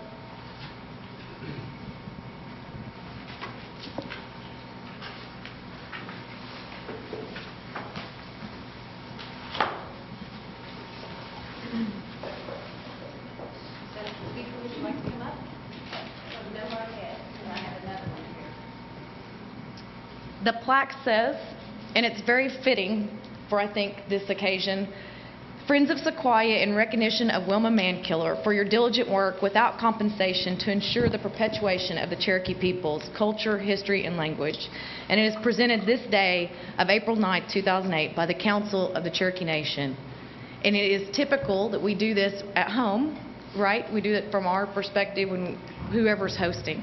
So we're honored today to honor former Chief Wilma Mankiller as Friend of Sequoia.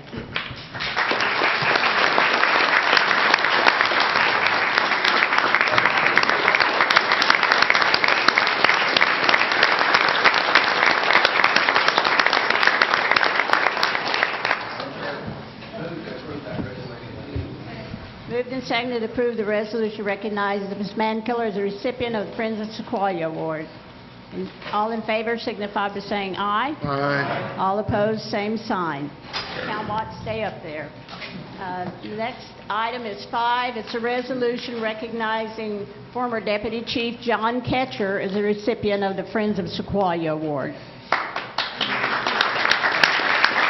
Move for approval. It's been moved and seconded to approve this resolution. All in favor signify by saying aye. Aye. All opposed, same sign. Motion carries. And at this time, can we have former Deputy Chief John Ketcher come forward for his plaque? And it reads the same. We're honored to have you here.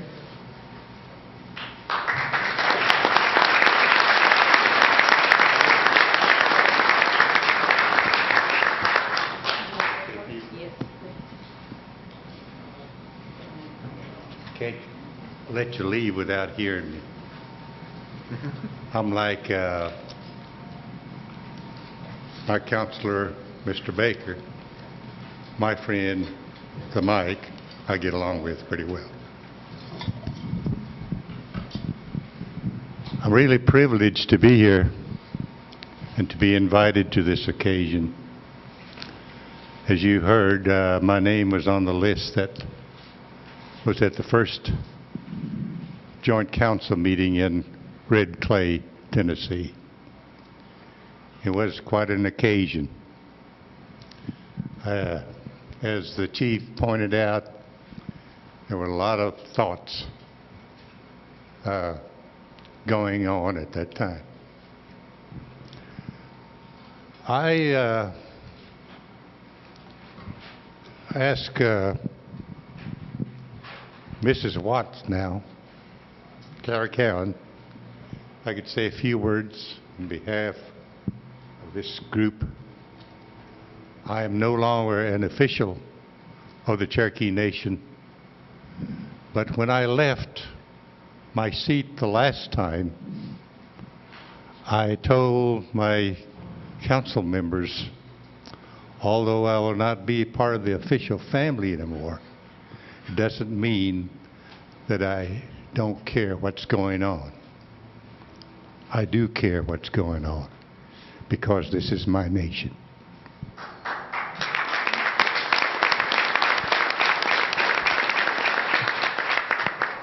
Osio Nigadawa. O Tiele Nigadajaneto. The Uni Lawson. Chalekawet. We don't say, huh? Sina. Illegal.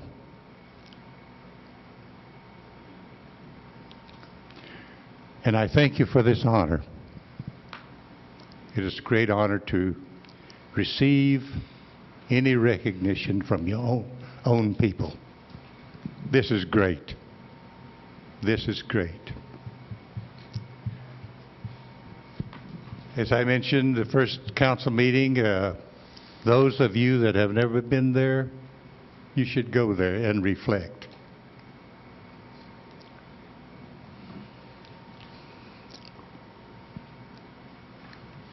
I'm going to have a difficult time myself here in joining Wilma about what our people have been through. But as you sit here in this beautiful chambers today, you can see how far we have come. It didn't happen automatically. I am fortunate to have been born in a time where our leaders were thinking about reinstituting the tribal nations. And we had leaders at that time that were appointed by the President of the United States. One of these was J.B. Milam. He was a man of great strength, great vision, and a wonderful heart. He was a banker between here and Chelsea. And when he was appointed the principal chief of the Cherokee Nation, sometimes a day at a time, depending on what papers he had to sign in behalf of the Cherokee Nation. Then he would sign that and send them off, and he was out of office. But this was during World War II when this was going on. He continued to do this. But all the while he was thinking, as I read some of the papers suggesting how this began. So in 1941, 42, 43, Mr.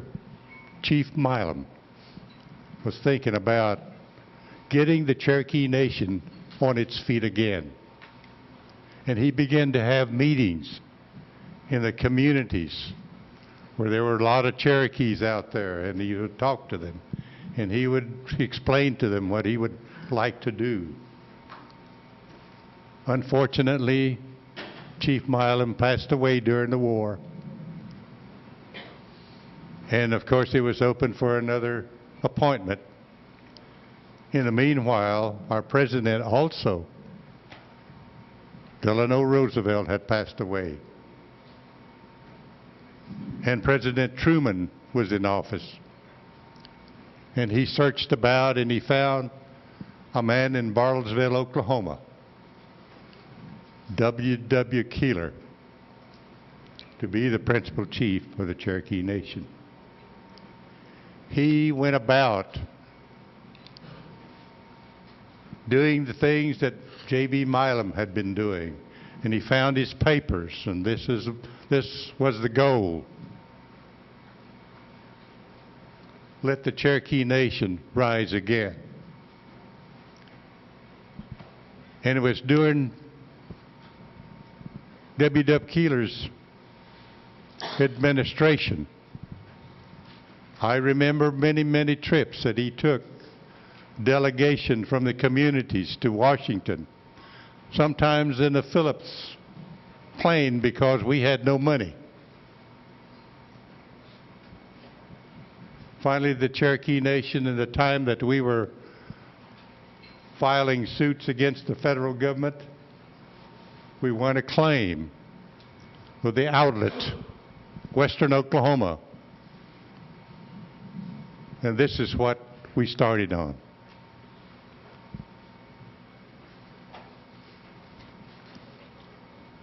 Yes, history is a wonderful thing.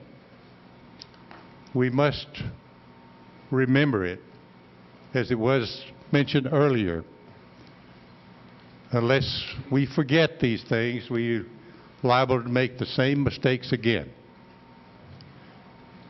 I know the government has made mistakes, as quoted by our chief this morning. Many things have happened. The problem being, our government is run by people. They make mistakes. We make mistakes. Well, we must guard against that. We must think things through. What are we about to do for our people? This was the legacy left by Chief Milam, Chief Keeler, and a wonderful lawyer who was one of the council that Chief Keeler had by the name of C.C. Victory. These three guys broke the ground for what we see here today. They must be marveling wherever they are. That's what they caused to happen. And our job in this is to see that it continues to build and to help our people, no matter who they are. Don't just pick out a few to benefit for what's happening, but all of our membership, no matter what level they're on. We must continue to work in the things that they started, and they wanted to be carried on after they were gone. I'm going to have to refer to my little helper here.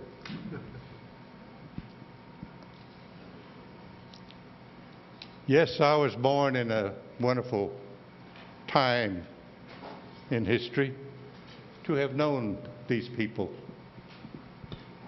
And you will have the same feelings when you get my age. You will reflect back, what did these people do? How did they advance the cause of the Cherokees? Were they together on everything? Did they discuss it and make as few mistakes as has been made in our history? As was mentioned earlier by the chief, we have a problem. The freedmen, one of the mistakes made after the war, the Civil War, is coming back to haunt us. We have promised to continue to fight for a Cherokee nation that is of an Indian made up of Indians. And I hope you will remember that you will be with us. And I do appreciate this. I know I'm taking too much time, but you know, when something is on your heart, you need to get it out there, let people know about it. When I do, I'll tell people about it. I know one thing, Uncle Sam has been pretty good to us because they have realized the mistakes they had made. There's still some things we need to work on, and I hope we will all be together in that respect. I know one thing, we need to go back to our communities and tell our preachers not to curse the United States. I was so saddened that a preacher that would be cursing the United States. My worst enemy, I don't curse. I probably did when I was younger and full of vigor and vitality and all that sort of stuff. I've taken too much time, but I appreciate your attention. And I thank you for this award very much. Thank you.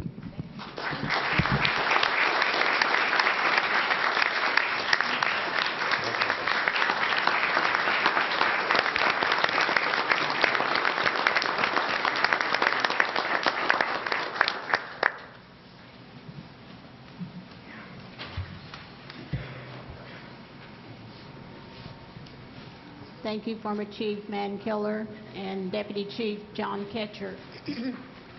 Item 6 is a resolution recognizing Ross Owen Swimmer as a recipient of the Friends of Sequoia Award. So moved.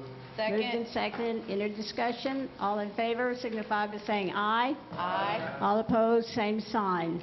And Ms. Callan Watts, I'd like to take the pleasure of presenting this to his wife, Margaret Swimmer, because Ross was unable to be here.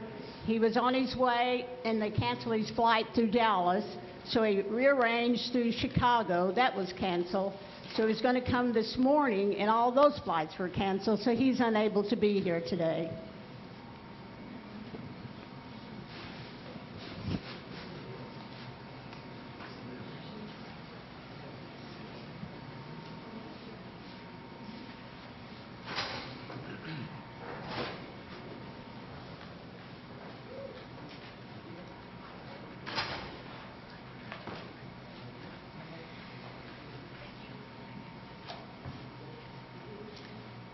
Ross was selected as a recipient of the Friends of Sequoia Award for all the work he's done in Indian country for the 30-plus years that he's been involved. As you likely know, Ross Swimmer was a former principal chief of the Cherokee Nation, was subsequently appointed by President Reagan as Assistant Secretary of the Interior to head up the Bureau of Indian Affairs, and he now has a monumental task of overseeing the reformation of the management of Indian trust assets for the Department of Interior. That trust was established in 1887 as a land trust, not a monetary income trust. So you can imagine the task that he has in front of him. Ross has been a leader and a fighter for self-determination and self-governance for 30-something years, not only for the Cherokee people, but for Indian people everywhere. And it's my pleasure, Margaret, and a great honor to present you, on behalf of Ross, this plaque that says, "For your diligent work without compensation to ensure the perpetuation of the Cherokee people's culture, history, and language."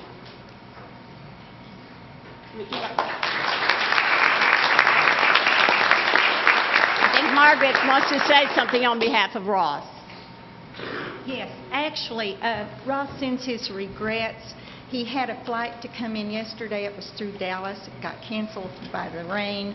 And then he switched to Chicago, and they pulled all the planes off, as well as in St. Louis. So nothing was flying west, and it crippled anyone being able to get here, and he does send his regrets. But email works, and so I have about a minute or two of comments that he would like to share with you.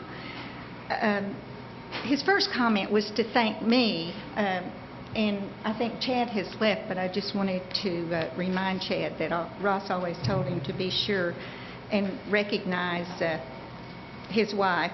But he did want to thank me for being here today to accept this most prestigious Sequoia Award in recognition of my service, his service to the Cherokee Nation and all Indian tribes during his tenure as the Assistant Secretary for Indian Affairs, and he is humbled by the award and greatly appreciates the consideration of both tribes. I will speak in first person as Ross as I read his email. Second, I wish to congratulate the respective tribal councils of the Great Cherokee Nation and the Great Eastern Band of Cherokees for continuing to come together to discuss areas of mutual concern. I was privileged to be part of the first joint council meeting since our separation in 1839, which was held in April of 1984 in Red Clay. And during that meeting, with the two councils, Chief Robert Youngdeer and me, we discussed areas of mutual concern, including health, education, legislation, economics, and cultural preservation, as well as ways to preserve our brotherhood. Since that historic meeting, great progress has been made by both tribes in all areas discussed during that joint council meeting. Most importantly, both tribes have embraced the concept of self-governance recognizing that it is time to cast off the paternalism of the federal government and to assume responsibility for the welfare of our people and the future of our respective tribes. What little I was able to contribute during my service to the Cherokee people has been magnified hundreds of times over by you, the leaders of the Cherokee Nation and the Eastern Cherokees. I salute you and commend your progress and encourage you to continue the great work that you are doing. Thank you. Thank you, Margaret.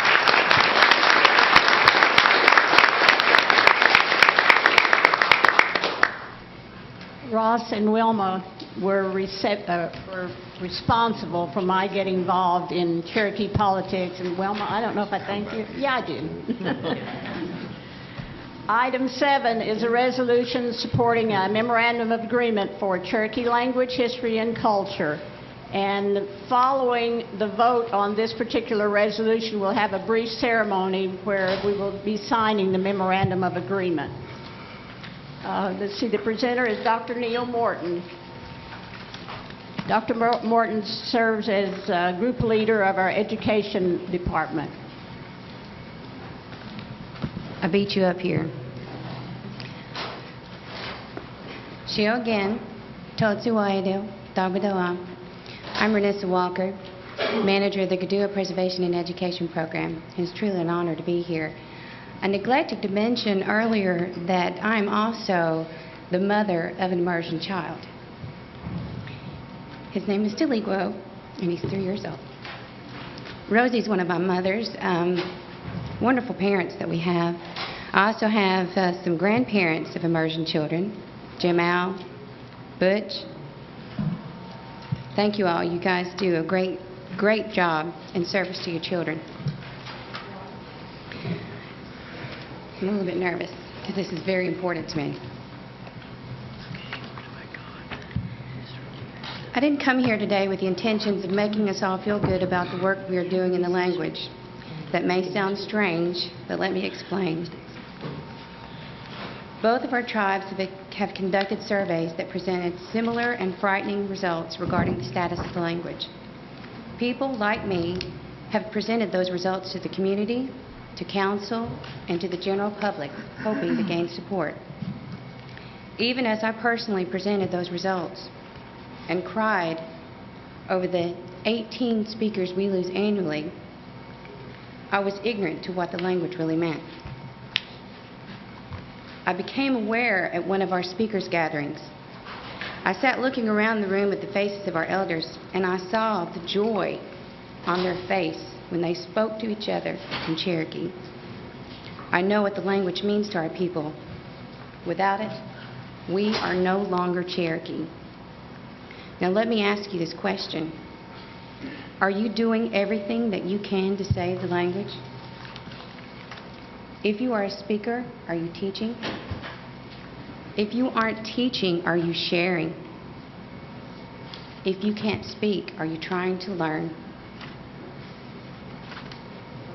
If you don't have time or the energy to learn, do you actively support the language? If you don't support the language, do you remain silent and at least not stand in the way of others that thirst for something that is greater than they can ever hope to be? A Cherokee speaker. To do anything less than these things is a disgrace to our elders and our ancestors. We talk about the suffering of our people at the hands of the government. Kill the Indian and save the man. That was the philosophy of people who ran boarding schools. We know the stories of how our people were punished for using their language. How do we honor them?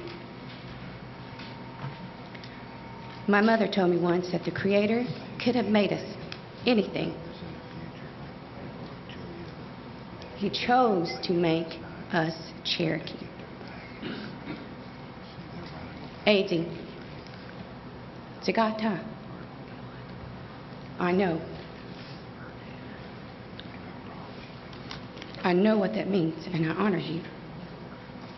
And I hope the work that I do honors my mother Marie, Abe, Abigail, Anna, all of our Cherokee speakers. Now, let me share something with you that we can feel good about. The Memorandum of Agreement we are presenting today is a culmination of a year's worth of work between the Cherokee Nation, Eastern Band, Northeastern State University, and Western Carolina University. It is a symbol of the great strides that we have made in communication, sharing, and relationship building over the past few years. But it is just that. It is a symbol. We haven't needed a piece of paper to realize that we are stronger when we work together. In October, we held our first Speakers Consortium in Cherokee. Working together, Eastern Band and Cherokee Nation speakers are creating new words for our immersion children. At the last meeting here in Tahlequah, that group created over 200 words. Oh, star. We have a lot of catching up to do. On June 5th and 6th, EBCI and Cherokee Nation will be co-hosting the 4th Annual Language Revitalization Symposium in Cherokee, focusing on our immersion programs. One people, one fire, one language. Together we are better, together we are stronger, and through our combined efforts, we will save our language. Hawa, ski, wado.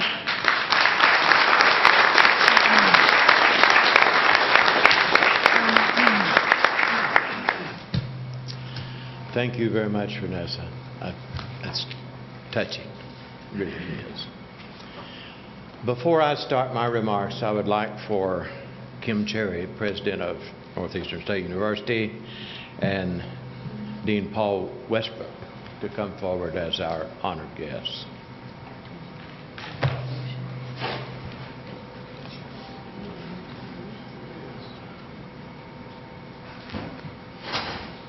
Madam Speaker, is it appropriate at this time to move to approve the resolution?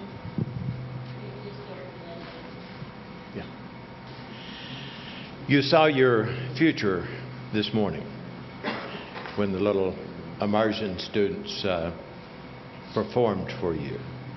They didn't really perform for you, they talked to you. Later today you will see the older students, all of the way to 2nd grade, who in their immersion classes pick from a list of topics that their teacher places on the board, and they write their own stories in the syllabary. And then they read those stories to their fellow classmates. Then they switch those stories and they read each other's writing.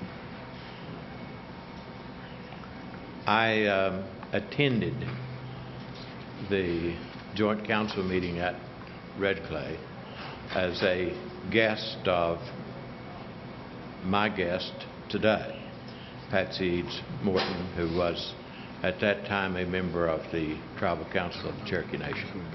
Now, it would have been impossible at that time to enter on the awesome venture that we are entering today, because there was not that much interest and there was not that much realization that we were on the brink of extinction as far as language is concerned. Of the 154 recognized tribal languages in America, 89% of those languages are on the very brink of extinction. That means that there are only 16 left that are considered to be viable to the point of continuing as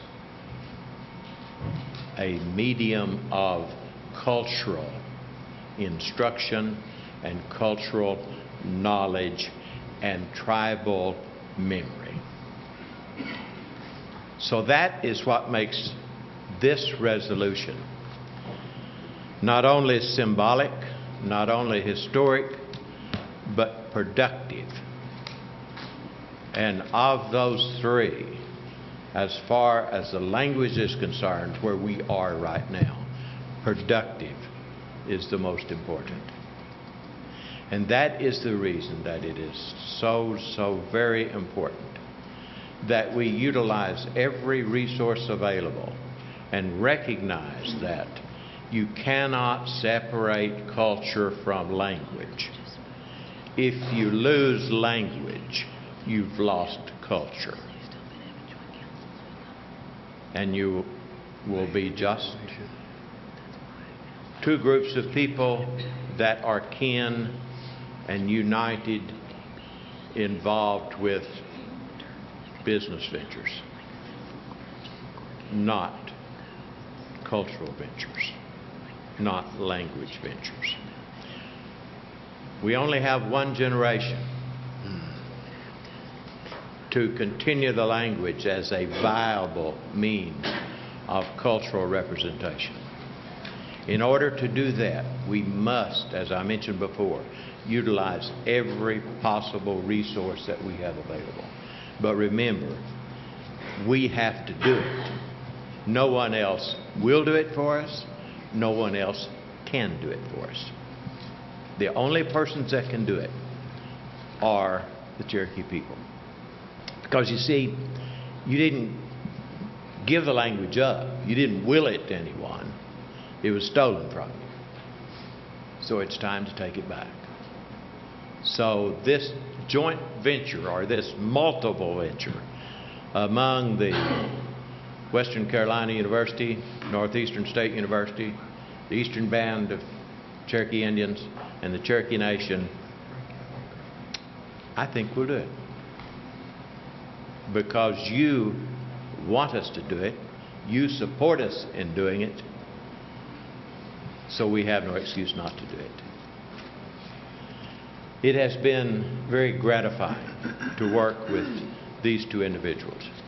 President Cherry, Northeastern State University, President and Dean Westbrook, they answered the call when we approached them and said, hey, we need assistance. Through their efforts, our efforts, and the introduction of the other parties now, the Eastern Band of Cherokee Indians, Western Carolina University, we will have a research base, a teaching base, and an evaluation base to guide our efforts in the language. We have now at Northeastern State University a bachelor's degree in Cherokee language. It's a combination language degree and education degree. That is the feeder program for our immersion program, and it can be the feeder program for your immersion program. It will include the possibility for student exchange. It will include the possibility for teacher exchange. It will include the possibility, no, let me change that. It will include the reality for. It will include the reality for research on the language. And we're already, with the Eastern Band, we have the most wonderful working relationship with your language group, because we're there or you're here practically every month, and we're saying, we tried this and it worked. And then the other party tries it. That's the reason those little fellows perform so well, because we're all working together. And we owe a special tribute to you, and everyone you represent, and especially to the two universities. And I'm so happy that you are here today. Thank you, Madam Speaker.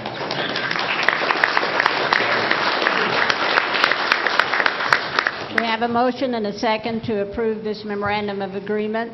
All those in favor signify by saying aye. Aye. All those opposed, same sign.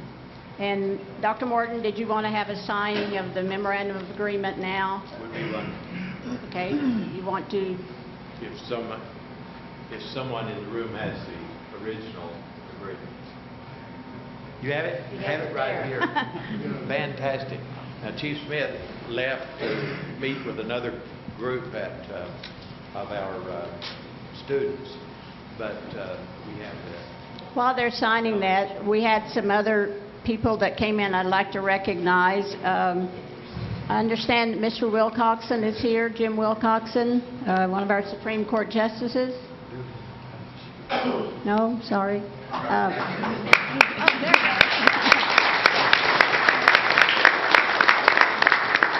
And our Chief Justice of the Supreme Court, Mr. Darrell Matlock.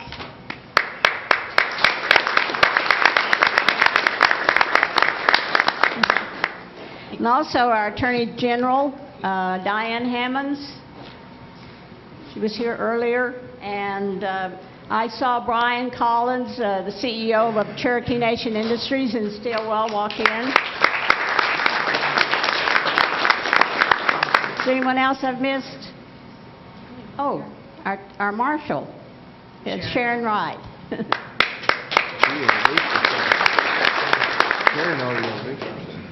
Dr. Morton, I'll turn it over to you. Do the honor of signing first.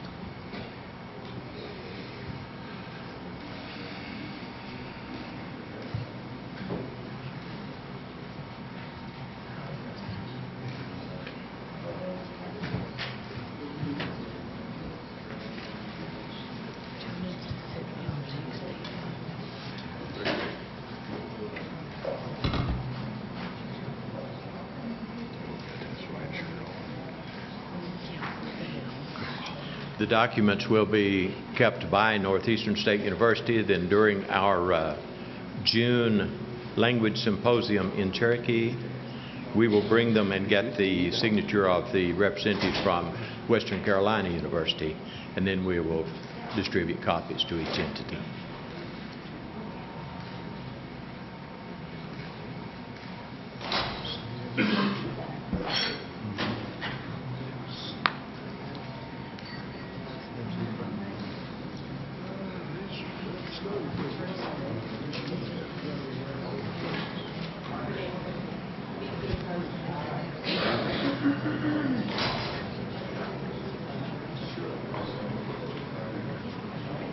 I prevailed upon President Cherry to say a few words while we're completing this. And it will be just a few words. I just want to tell you how humbling this is personally to be able to be here. I see history being made, and it is a pleasure to be able to be a part of it. I want to say thank you. I want to pledge that Northeastern State University will do all that we can to help, and it is a joy just to be a participant in this venture. Thank you.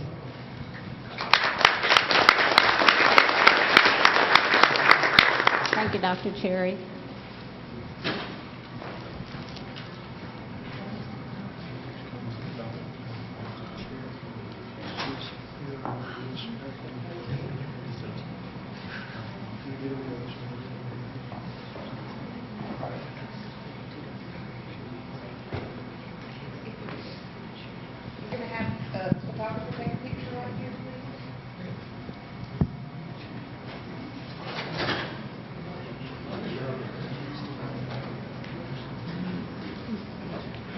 Is there anything else? Deputy Chief and Chief, if you would get back down again, please.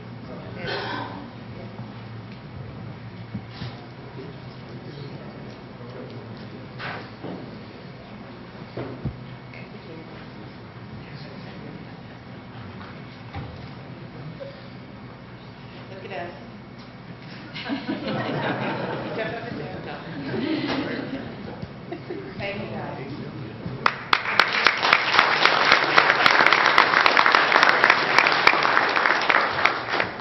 Madam Chair, in the tradition of the Cherokee Nation, you're past the lunch hour, and I move to adjourn at 2 o'clock. To recess? Recess. Second.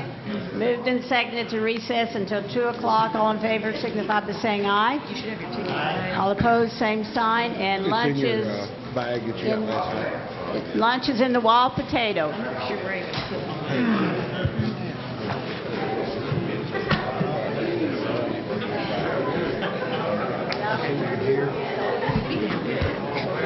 Yeah.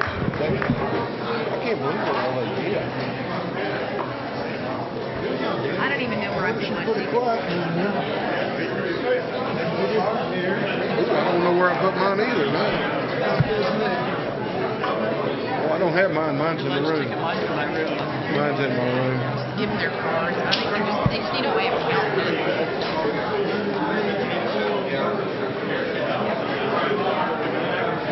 Well, we shouldn't have. That was the only way we could do it. You're trapping me. Hold on just a second. Somebody's got to move. Well, you're sitting